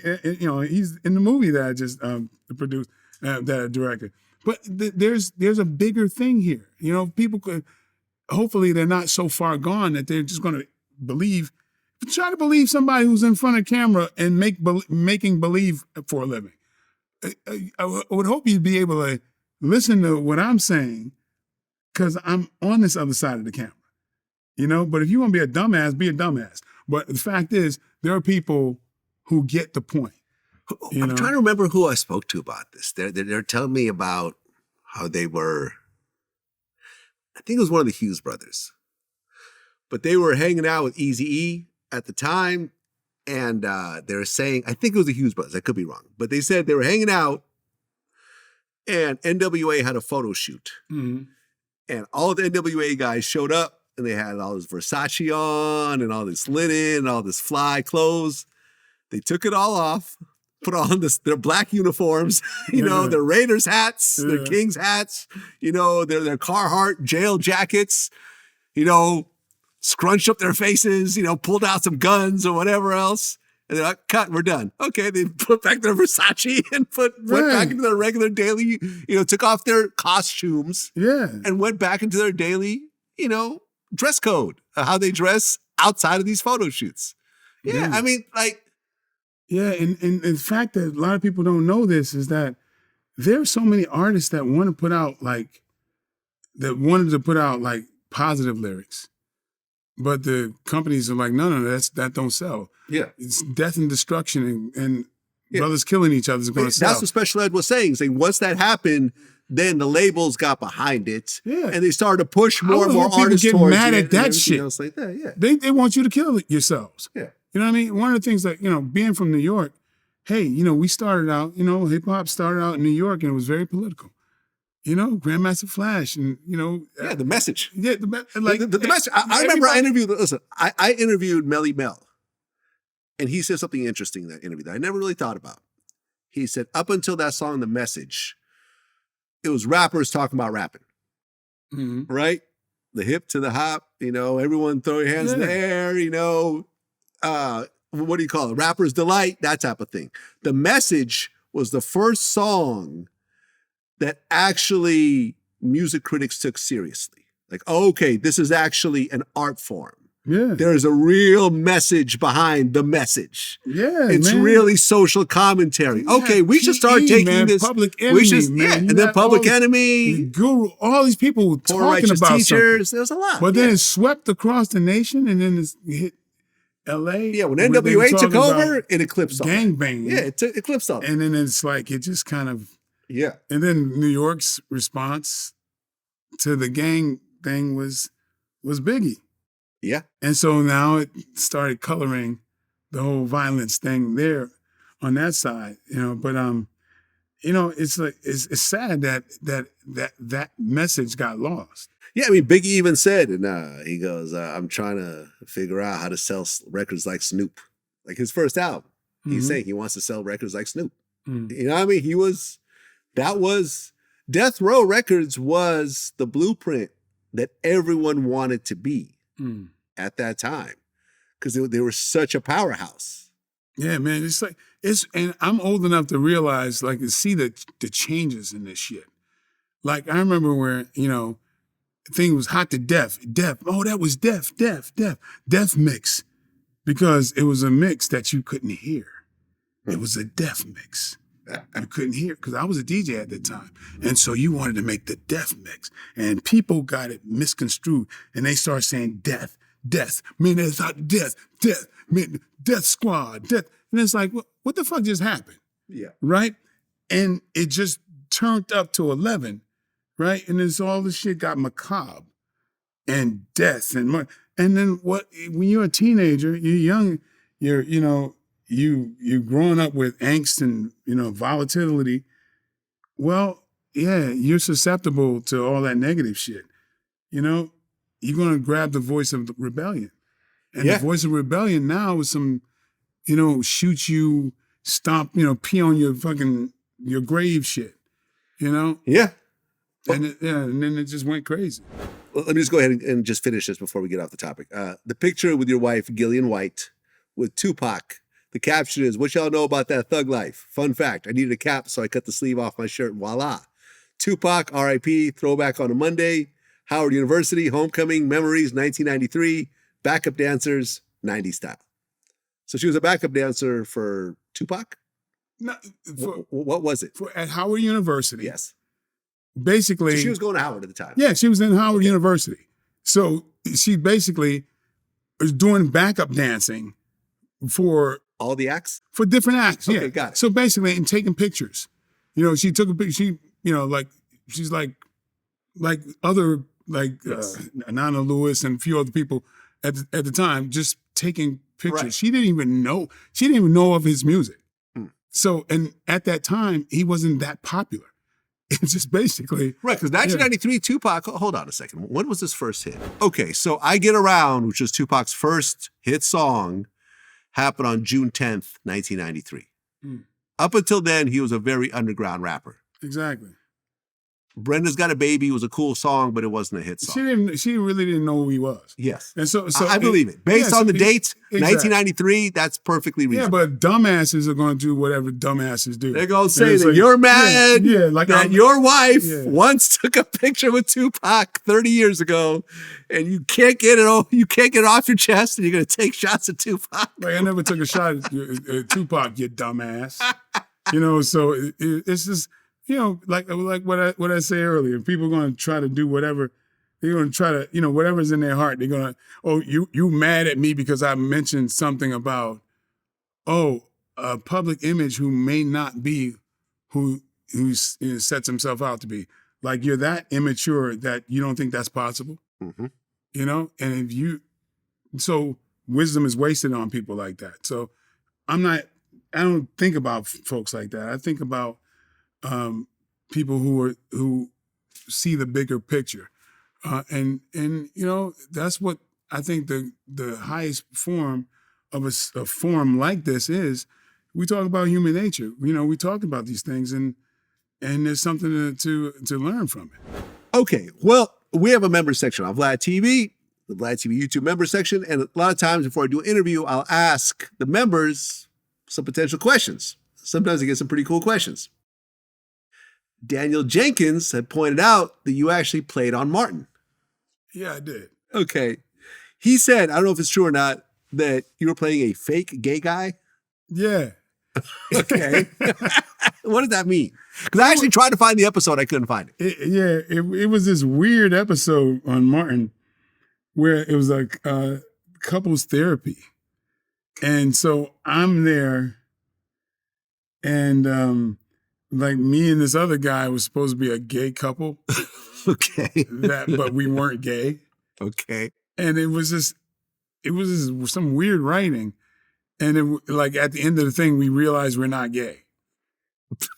It's the sitcom world. And I remember when that aired, and the following episode, which was on Living Single, mm-hmm.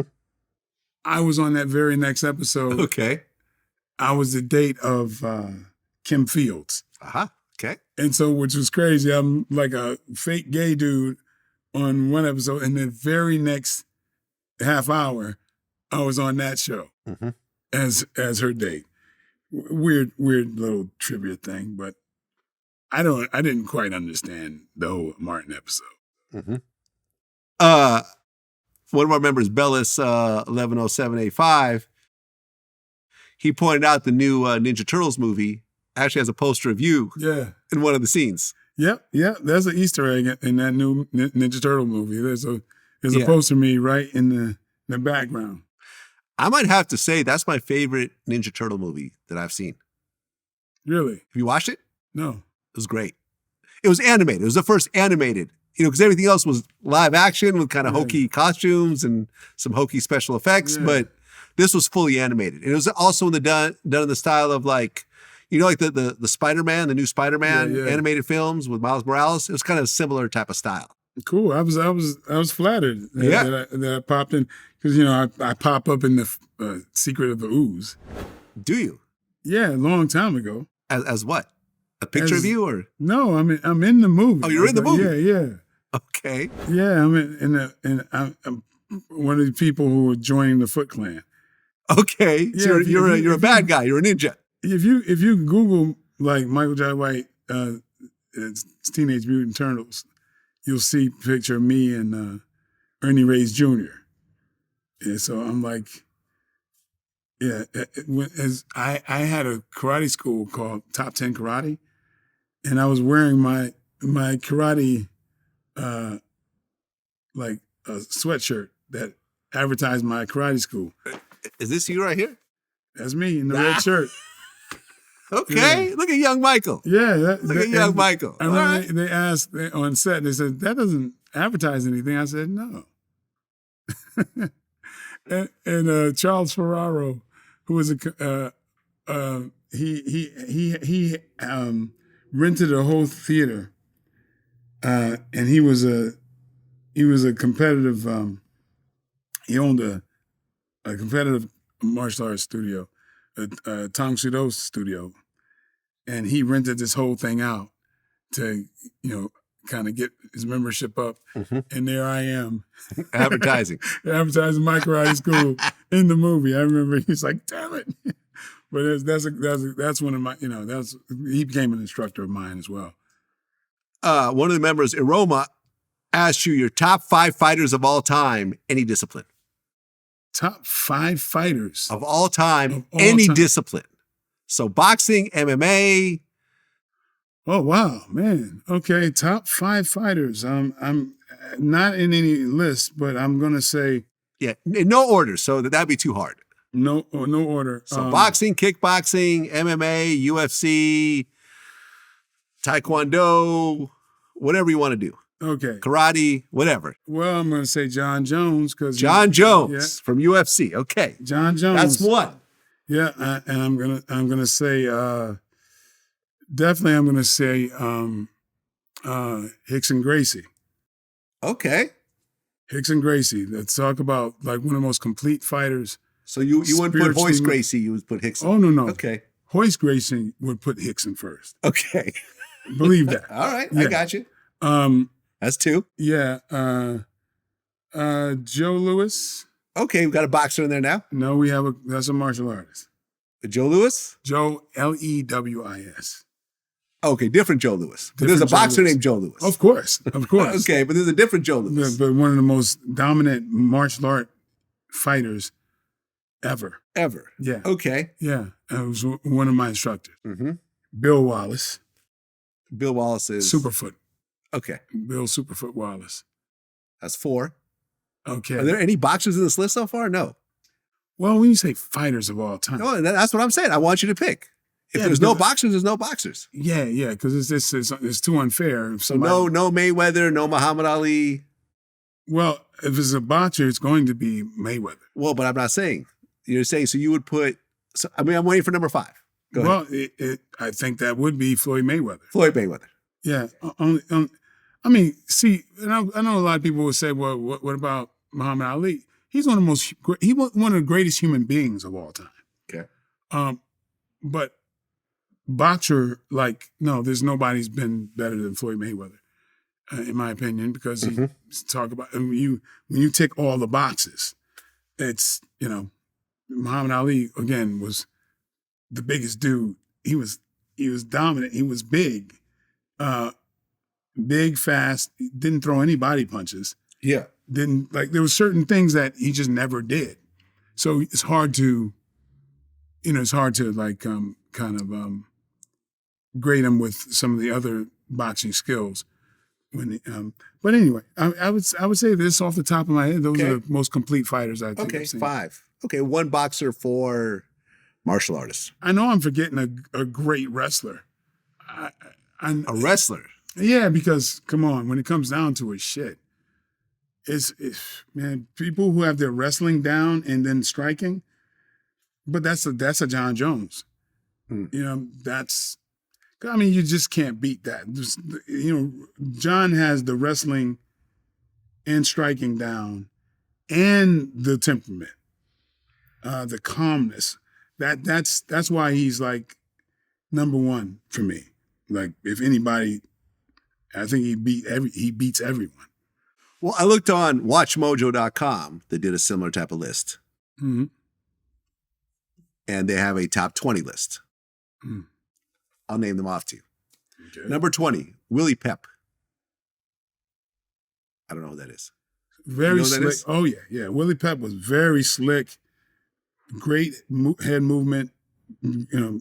He's a little guy. Number 19, Jack Dempsey. Okay, these are boxers. Mm-hmm. Number 18, Daniel Cormier. Dan Cormier, yeah. Cormier, sorry. Yeah. Yeah, that's a wrestler and a striker. Mm-hmm. But, of course, John Jones. Number 17, Roberto Duran. Boxer. Yep. Great boxer. Number 16, Archie Moore. Boxer. Number 15, Sugar Ray Leonard. Great boxer. I think he's number 2 in my list of greatest fighters. Number 14 is Floyd Mayweather Jr., which I think is just kind of crazy to put him that low. No, you can't put that. Yeah, that's silly. Yeah. Silly. Yeah, Floyd is well, you know how I feel about that. Number 13, Khabib. That he could, yeah. Yeah, Khabib is maybe you might have to redo your list a little bit. Yeah, maybe Khabib. I'd bring him up. Who would you take off to put Khabib in? I'd have to take off Floyd to put Khabib in there. Okay, because if you're talking about all around fighter, overall all around fighters, then Khabib is up there. Number 12, Rocky Marciano. I just can't put any boxers, because it's I got you. Yeah, it's hard to deal with that. Because if somebody is a wrestler, it's hard for a boxer to deal with that. Number 11, Anderson Silva. I think it's a little too high on that list. Yeah, a little too high. Number 10 is John Jones. He's number 1 on my list. Yeah. What's odd is number 9 is Roy Jones Jr. Yeah, I don't get that. Yeah. He was great in his day. Oh, he's one of the most dominant boxers. But to put Roy Jones over Mayweather doesn't make any sense. In terms of boxing. At all. Yeah. But as far as anybody, the level of destroying somebody, talk about a level of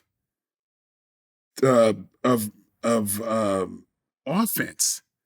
I've never seen anybody like Roy Jones. Oh yeah, he'd hit you with a 30-punch combo and land every one. I've never seen an offense like Roy Jones. Yes. He's number 1 offense-wise ever. To me. I agree. Yeah. Yeah, we used to just watch tapes and just watch it over and over again. My God. It's Roy Jones is he's he's 360 dunking on people. Yeah. Yeah. Number 8, Fedor Emelianenko. Fedor. Yeah. Again, oh man, he'd be above, he'd actually be above, Khabib. Okay. Number 7, Manny Pacquiao. I don't know how you would put Manny Pacquiao over Mayweather when Mayweather beat Manny Pacquiao. Yeah. How do you, I don't get that. I don't get it. So this is getting interesting. Number 6, George St. Pierre. Yeah.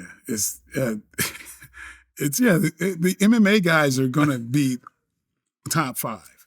But would you put St. Pierre over John Jones? God, no. and then you talk about weights, and like if St. Pierre had to fight John Jones, that'd be unfair to St. Pierre. Like, so yeah, it's. Number 5, Mike Tyson. Number 4, Muhammad Ali. Number 3, Joe Louis. The boxer Joe Louis, the Brown Bomber. Would you put Joe Louis over Tyson, Muhammad Ali, Mayweather? No, because I mean, you're talking about somebody who boxes. They're severely limited to just Yeah, and I'm saying, but even in the boxing, you would put Joe. But in terms of just boxing, would you put Joe Louis over the other great heavyweights, or the other, and Mayweather? Would you put Joe Louis over Mayweather, Tyson, and Ali? Which Joe Louis? The boxer Joe Louis. No. Huh. God, no. I mean, it's unfair, but Joe Louis fought like this. Right. You know what I mean? And flat-footed fought like this, you know? And he was great for his day. Yeah, and he's the other guys would dwarf him in reality. It's just like Marciano. He was a very small guy in comparison to the monsters we have walking around now. Yeah. So it's kind of like an unfair comparison. It's like you can't kind of compare it's like track and field when people were doing the old style, and then now you have they used to do a Western roll to jump over the high bar until the Fosbury flop where you jump up and go over backward.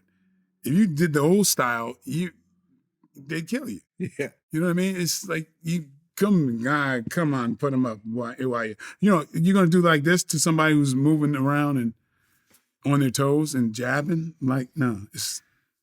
You're gonna love this next one. Number 2, Bruce Lee. So we're just dealing in fantasy. Throw the whole list away, huh? Yeah, it's ridiculous because that's in somebody's fantasy. Okay. Yeah. Number 1, Sugar Ray Robinson. People just love to say that. Sugar Ray Robinson was so dominant. He was great for his day, and amazing for his day. But he had 173 wins in 200 fights, 108 by knockout. Mm-hmm. Yeah, and there's not enough. I mean, you can't take stuff away from him. But when you're talking about fighting as a actual no holds barred, that kind of stuff, it's completely. It's different. Yeah, this list is crazy. I know. I don't know who real fighters I know, like boxers I know who don't know how to punch in a street altercation that will break their hands. Yeah, because their hands are taped up and and it's a difference. If you strike and know how to break things, you hit objects and you train your hands to break objects. Big difference. A lot of boxers will land like this because the gloves on, and and their hands are taped. Big difference, So it's there's a lot of martial arts has a distinct advantage in a combative sense. Well, the last member question is: have you ever considered putting out your own beverage called Michael Chai White?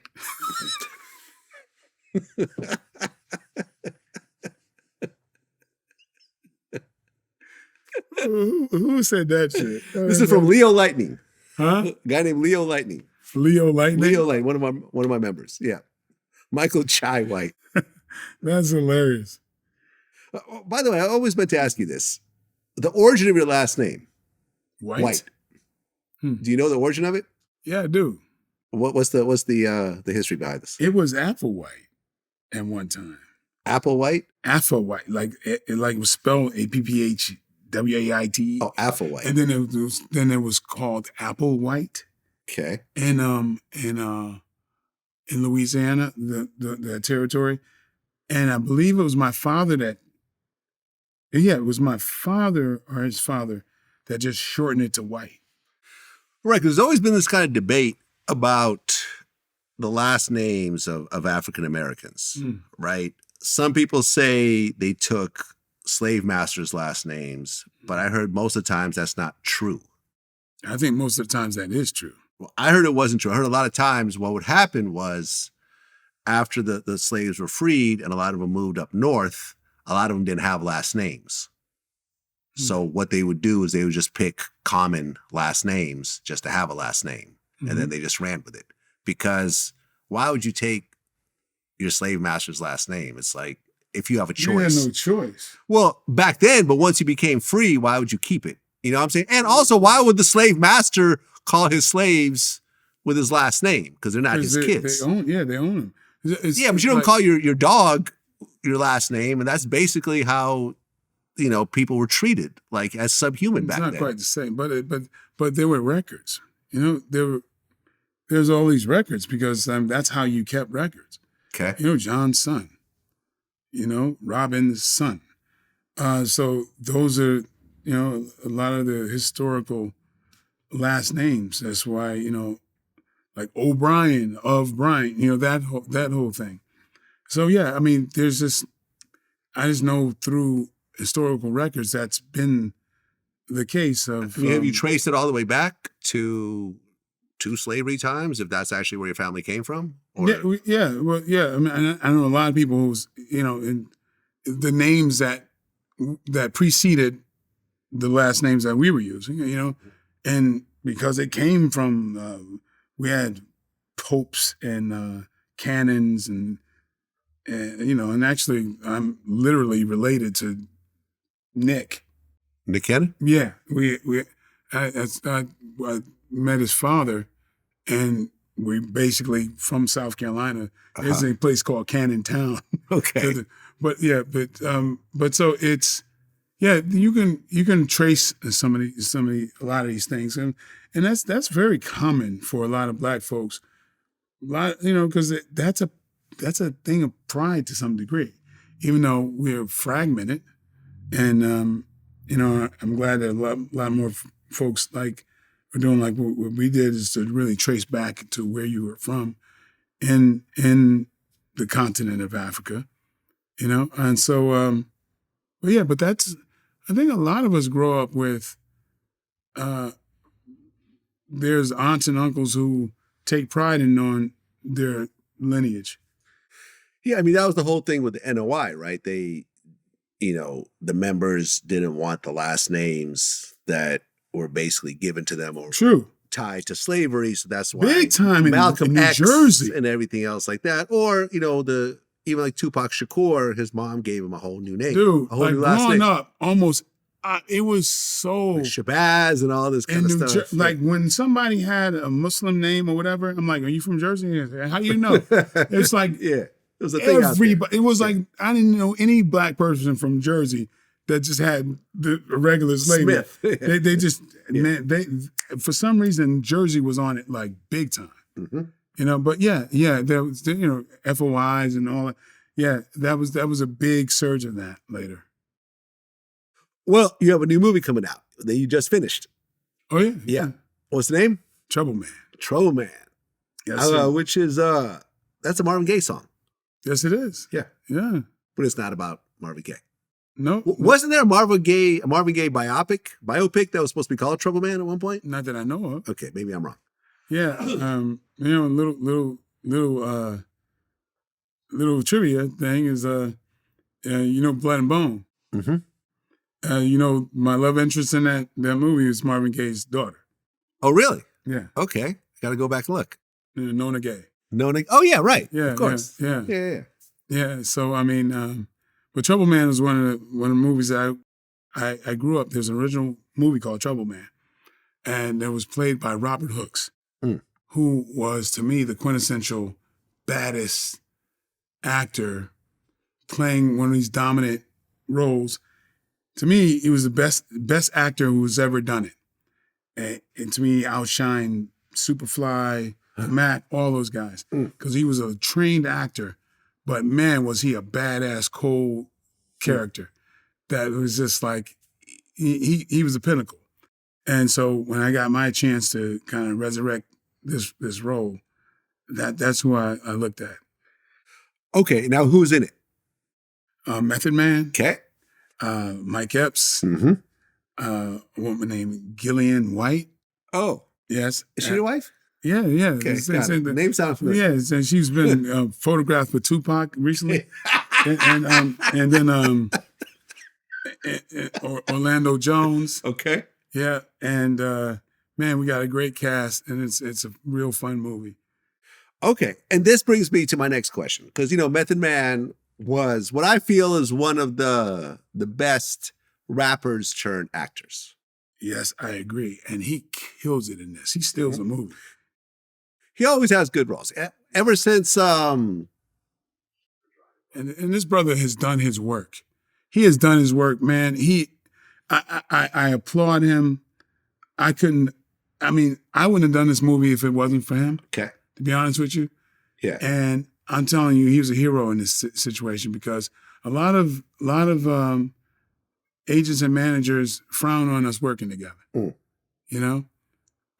He saw through that and saw the need to put what we can do down. There's not a lot of images of alpha black males working together, and we always talk about doing it, but we don't do it. A lot of people do. Yeah. But he actually went to bat to get this movie done, and I'm telling you, he kills it. He's worked on himself. He's worked on his body. He's worked on his his acting, all that kind of stuff. Look where he's evolved to a level, and he's been so transparent, helping out other people, and being very transparent with his own issues that he's dealing with. And so, man, I was so proud to do this movie with his brother, and he's amazing in this. Yeah, I was going to say Belly, which I believe was his first movie. He killed it in Belly. He had one of the standout, parts in Belly. And ever since then, he's been a top-notch actor. Now, when you look at all the rappers turn actors, I'm going to go down the line. Will Smith. What do you want me to do? Your thoughts? Oh, okay. Yeah, I agree. Okay. He's a rapper turned actor. All right, we're not going to do this. I mean, okay, so I'm Last time you asked me about Will Smith, it was like you trying to get me to say something. Okay. Well, by the way, let's just take a slight tangent here. Speaking of Will Smith, the whole Jada Pinkett thing happened since our last interview. What you didn't see this promo run that she went on with for a new book? No, I don't know anything about that. Okay, all right. We'll just skip this part. Okay, a whole lot happened. Okay. Okay, so I'm going to name you all the rappers turned actors.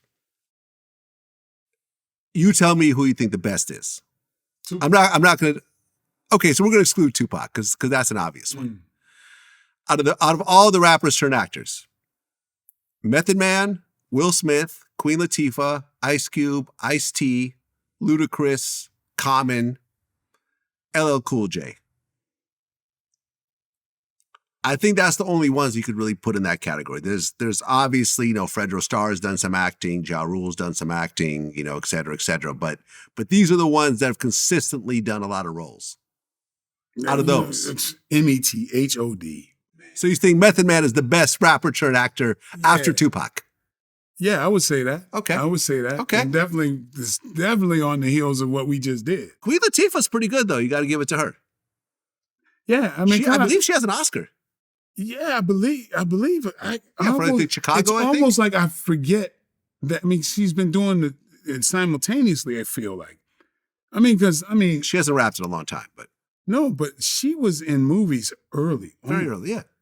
like that. It seemed to be like hand in hand. Set it off and everything else like that. Yeah, I mean, I forget that. I mean, she's probably done. She's got more acting credits than I don't know, but it feels like she's got more acting credits than songs. Oh, absolutely. Mm-hmm. Absolutely. I mean, she has hold on a second. Well, she was nominated for an Academy Award in Chicago for Best Supporting Actress. So she hasn't won. Just last Christmas? Was that the movie? What the Last Holiday or something like that? I mean, hold on. She has a movie called Last Holiday. I think that was what she was nominated for. No. She was nominated for a BT Award for Last Holiday. The only Academy Award she's ever been nominated for is Chicago. Oh, okay. Yes. Yeah. Yeah, I mean, there's lots of other awards, but if you want to just talk about the big ones, yeah. Golden Globe, she won Best Actress for Life Support. It was a TV series. Oh, okay. She was also nominated again in Chicago and nominated in a film called Bessie. Oh, right. Yeah. Man, yeah. And she could sing too. Yeah. So you would put Method Man over Queen Latifah for acting? I just don't know enough of. I didn't catch those other things, but I'm just looking at Meth as, and I know he's playing a lawyer in the Power series, and I know he's got roles. And I know how he killed this. So yeah. I mean, I would say,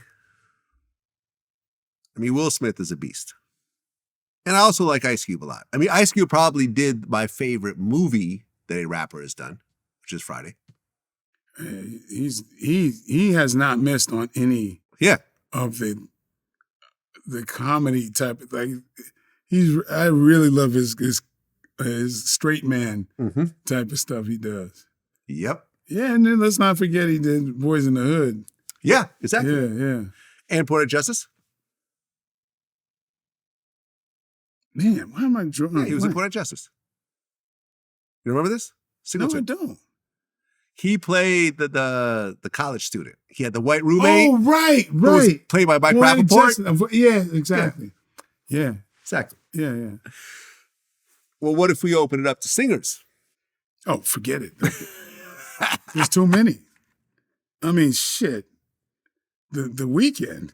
Damn, man. He killed it. Man, are you kidding me? The Weeknd, he's going by Tafaldi, his regular name now.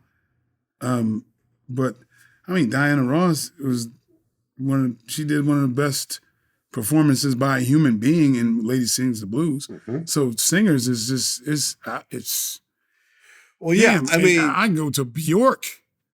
Yeah, I mean, you Bjork got. and Dancer in the Dark. Well, you got Whitney Houston.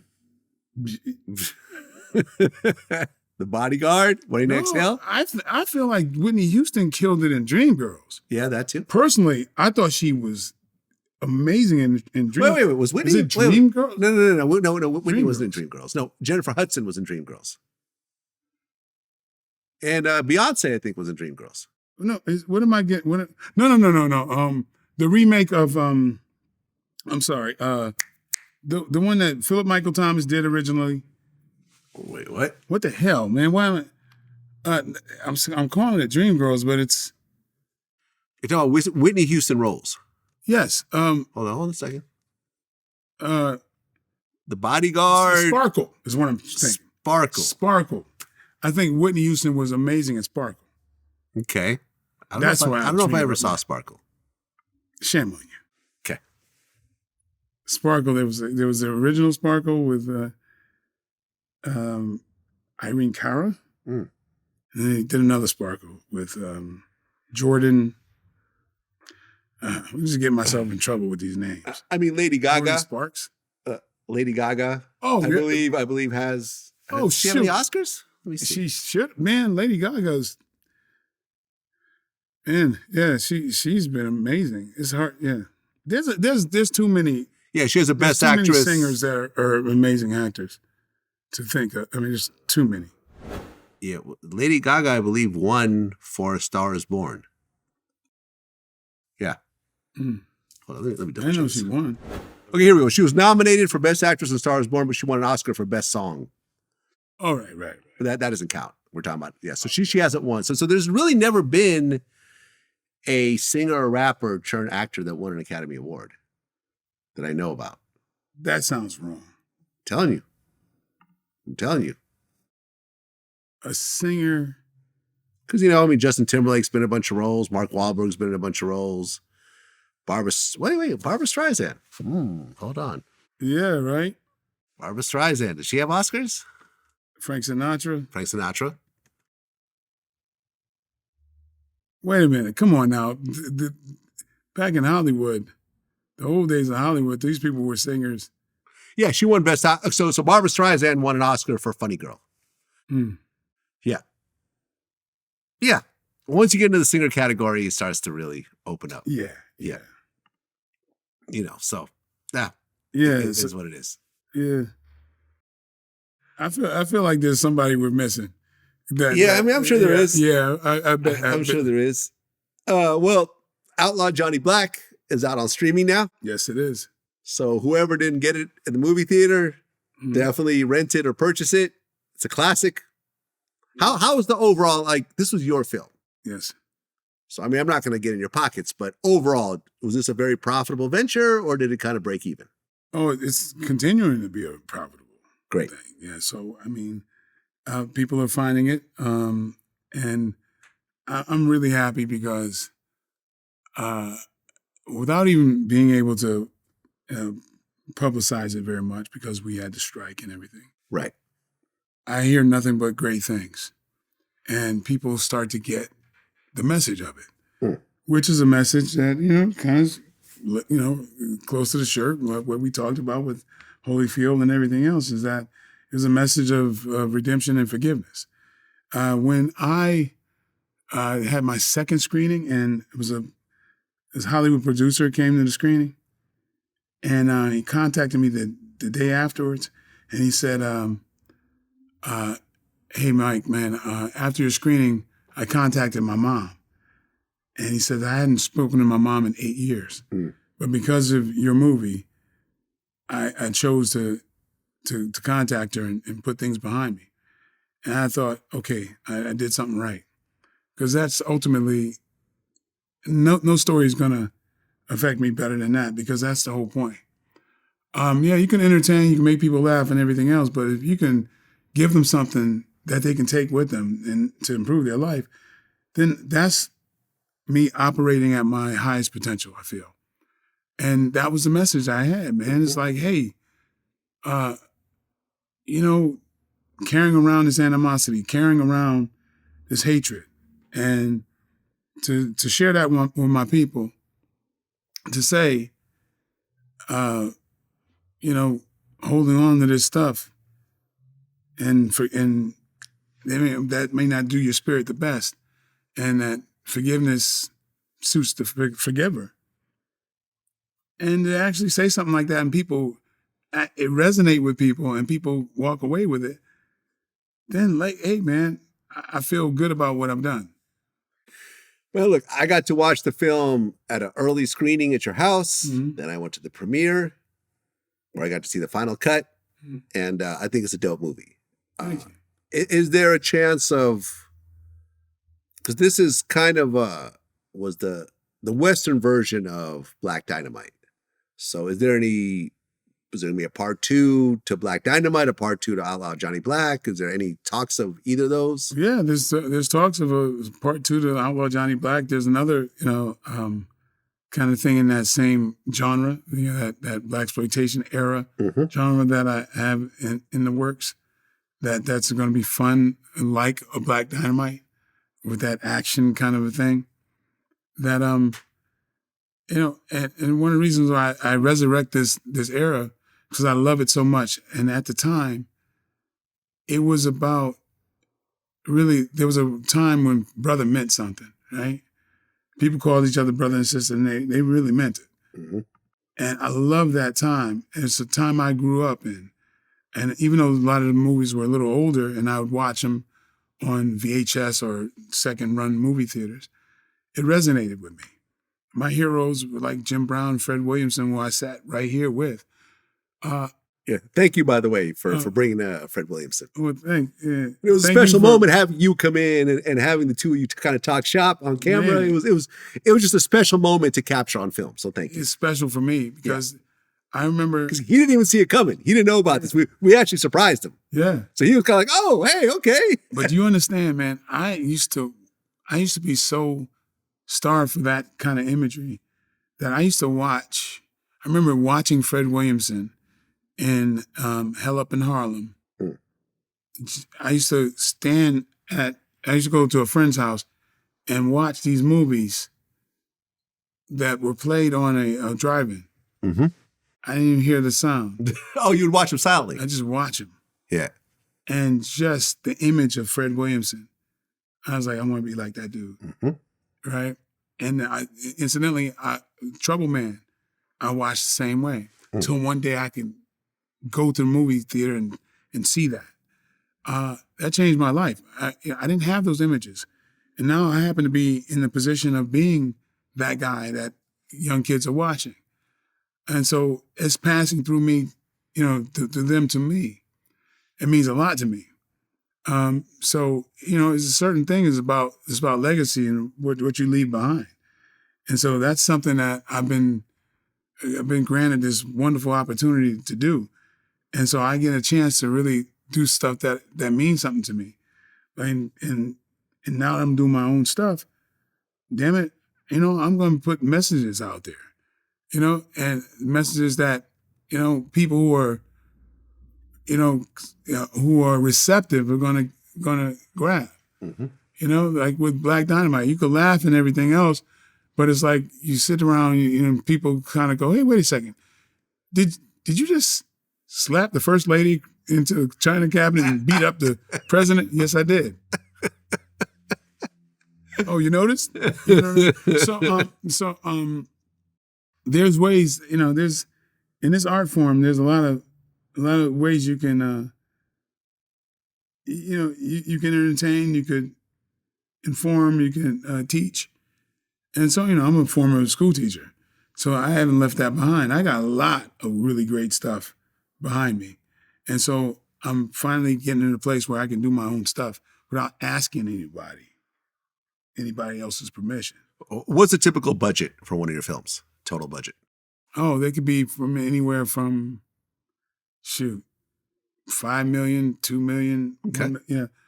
I'll do different budgets. I have different things that are scheduled for different budgets. I'm going up in budgets now.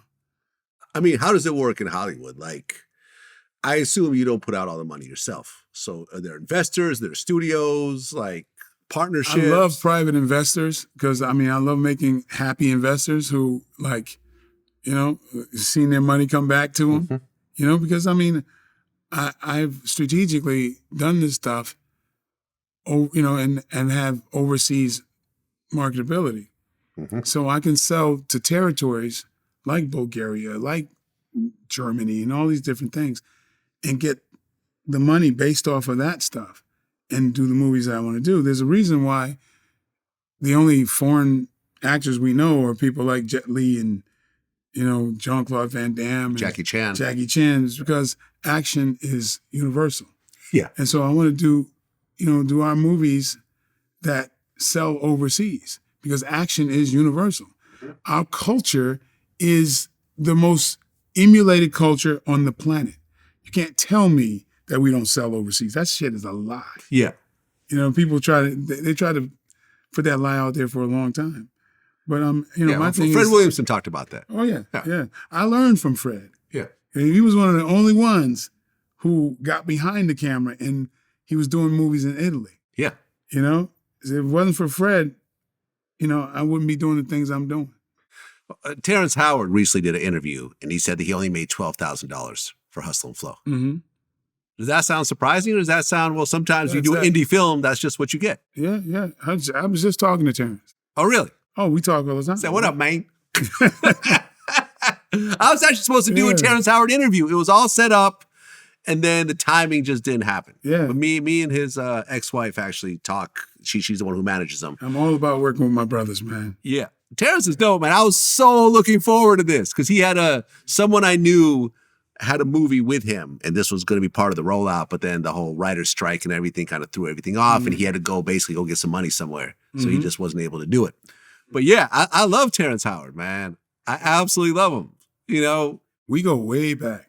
I even loved the Wayward Pines and all this other offshoot kind of joints that he did. Yeah, I remember there was a point where whenever Terrence would get a role, we'd talk about it. We kind of like, you know, he'd run the philosophy off to me. Like we'd get on the phone, kind of pick through and be a think tank about it. Yeah. Yeah. So you're not surprised that he made that much. That's what we have to do, man. Yeah. So everyone on Friday made like $5,000. Yeah, that's what you got to do, man. Yeah. Yeah. And, you know, there's that you reap the benefits later. Sometimes you got to do that to work together. Because they ain't going, you know, your managers and agents are not going to encourage you to work with your people. A lot of times they go, no, that's not, you know, they don't know any better. Well, yeah, I think but if it's Woody Allen, they're like, yeah, sure, you should do this. Now, listen, I don't think people realize in entertainment how much free shit you have to do. You know what I'm saying? Like that free shit ends up being important. Some brings the real shit. Like, you know, me and Charlamagne talk about this sometimes where it's like, I'm always doing interviews on other platforms because then they go and do interviews on my platform. And it all just sort of works out in the wash at the end of the day. Suddenly I have this whole fan base that, overlaps with mine somewhat, but they have their own specific fan base. So if I do Hollywood Unlocked, or if I do The Breakfast Club, or if I do No Jumper, or if I do Academics, you know, they'll come back and do my show and it all sort of works out. But there's no money changing hands from any of us. We're all doing free shit and we're all sort of bartering with each other in our own way. And everyone's cool with it. It all works out. Yeah, absolutely. You know? Yeah. Well, before I let you go, I want to say happy birthday to Bruce Lee. It's actually today's birthday. You know, by the time it comes out, it won't be today's birthday, but today is today's birthday. You have a very, very interesting history when it comes to Bruce Lee. So I want to, you know, put that out there. The greatest martial artist that ever lived. Yeah. Bar none, of course. Most of us would not be in the martial arts if it wasn't for Bruce Lee. Yeah, he was everyone's hero back in the day. Listen, if you are roughly my age, at some point in your life, you took two sticks and had your dad put a chain in between them and created your own nunchucks after watching Enter the Dragon. He created. Did you do this? Of course I did. Yes, and I did it too. And look, we were growing up in different parts of the world. And yet I had the same nunchucks you had because of one man, Bruce Lee. One man, absolutely. And you just think about it. He swung these nunchucks. There are people who do nothing but swing nunchucks. Yeah. It's really bizarre when you think about it because what's that got to do with anything? It's literally like spinning a basketball and being thought of having basketball skills. Right. It's like... Yeah, you're not the Harlem Globetrotters here. Yeah, so you learn how to do this or you spin a stick around. Yeah, I've never used a pair of nunchucks. It doesn't really translate to anything. Let me put it like this. I've never actually seen a pair of nunchucks being used in a fight ever. Exactly. He did it so well that it became a thing. Yeah. That really is disconnected to any damn thing else. I mean, but I actually learned something called Kobudo, which is the way that you use Okinawan weapons, and nunchucks being one of them. I have a black belt in that. So nunchucks are Japanese, not Chinese? Okinawan. Okinawa is Japan, right? It's another part of Japan, but Okinawa is its own, pretty much territory. But it's. But Bruce Lee's Chinese, is what I'm saying. Yeah, he's Chinese. So but if Bruce Lee did the tonfa, which is a thing that looks like a PR-24. Like, yeah, I know the stick with the line. Then people would be doing that. Yeah, it's because he did everything with such a flair, and he was so amazing. You want to live vicariously through him. To this day, man, it's like there's nobody who graces the covers of that many magazines after being dead for 50 years. Yeah, it's like he's the Tupac of martial arts. Right? He's the Tupac of martial arts. No, that's unfair to say. Because there's nobody Bruce Lee's level anywhere. Anywhere. Just because Tupac is going to be compared to Biggie. He's going to be compared to people don't compare him to Biggie anymore. Yes, Tupac is at a different level these days. But still. Tupac is at a different level than Biggie. But let me put this Unless you're from New York, most people would put Tupac levels above Biggie. The impact, the worldwide impact. Okay, hold on. Okay, I'll just make it clear for you.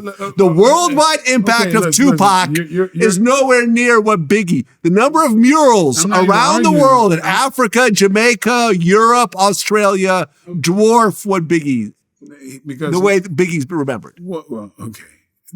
In territories and different. Okay, but he was a matinee looking dude and everything else. So yeah, I'll give you that. But there's always going to be the Jay-Z's. There's always going to be but listen, my point being, there's nobody in Bruce Lee's territory. Think about this. The man can make a noise and it embodies everything in martial arts. Like, can you, like, okay, you can talk about LeBron and Jordan. You can talk about somebody's contemporary. Where the hell is Bruce Lee's contemporary? There's nobody in his sphere. Jackie Chan. There's a certain thing, but Jackie Chan is not gracing the covers of magazines around the world. That people are not vicariously living through Jackie Chan. It's not the same. Being technical is weird, but Jackie Chan actually can do more things than Bruce Lee's ever done. But Bruce Lee, his look, he was gorgeous. It was a great looking guy. Look at Tupac. Tupac always had his shirt off. Exactly. The tattoos. So I'm like, he has died at 25, so he never got old. Never had the beer belly. Like he has a matinee type of thing. He died, but there's nobody like Bruce Lee. What about? Nobody's as original as Bruce Lee. Bob Marley. No comparison. Bob Marley is so head and shoulders above any other reggae artist of all time. Reggae artist? You're talking about a very small pool. Yeah, no, Bob Marley goes beyond reggae, though. Yeah. So far. A person can never listen to any reggae song, but has Bob Marley albums in there. He's a matinee thing, but not like Bruce Lee. Once again, died in his early 30s, good looking, shirt off, big hair, iconic, very social iconic message. Yeah, but fought for the people, in Japan, got shot. Okay. Did a concert the next day. Like, there's a whole thing. Afghanistan and China and do they know Bob Marley? No, it's not. They know Tupac. They know Bruce Lee. They know Bruce Lee and they know Tupac.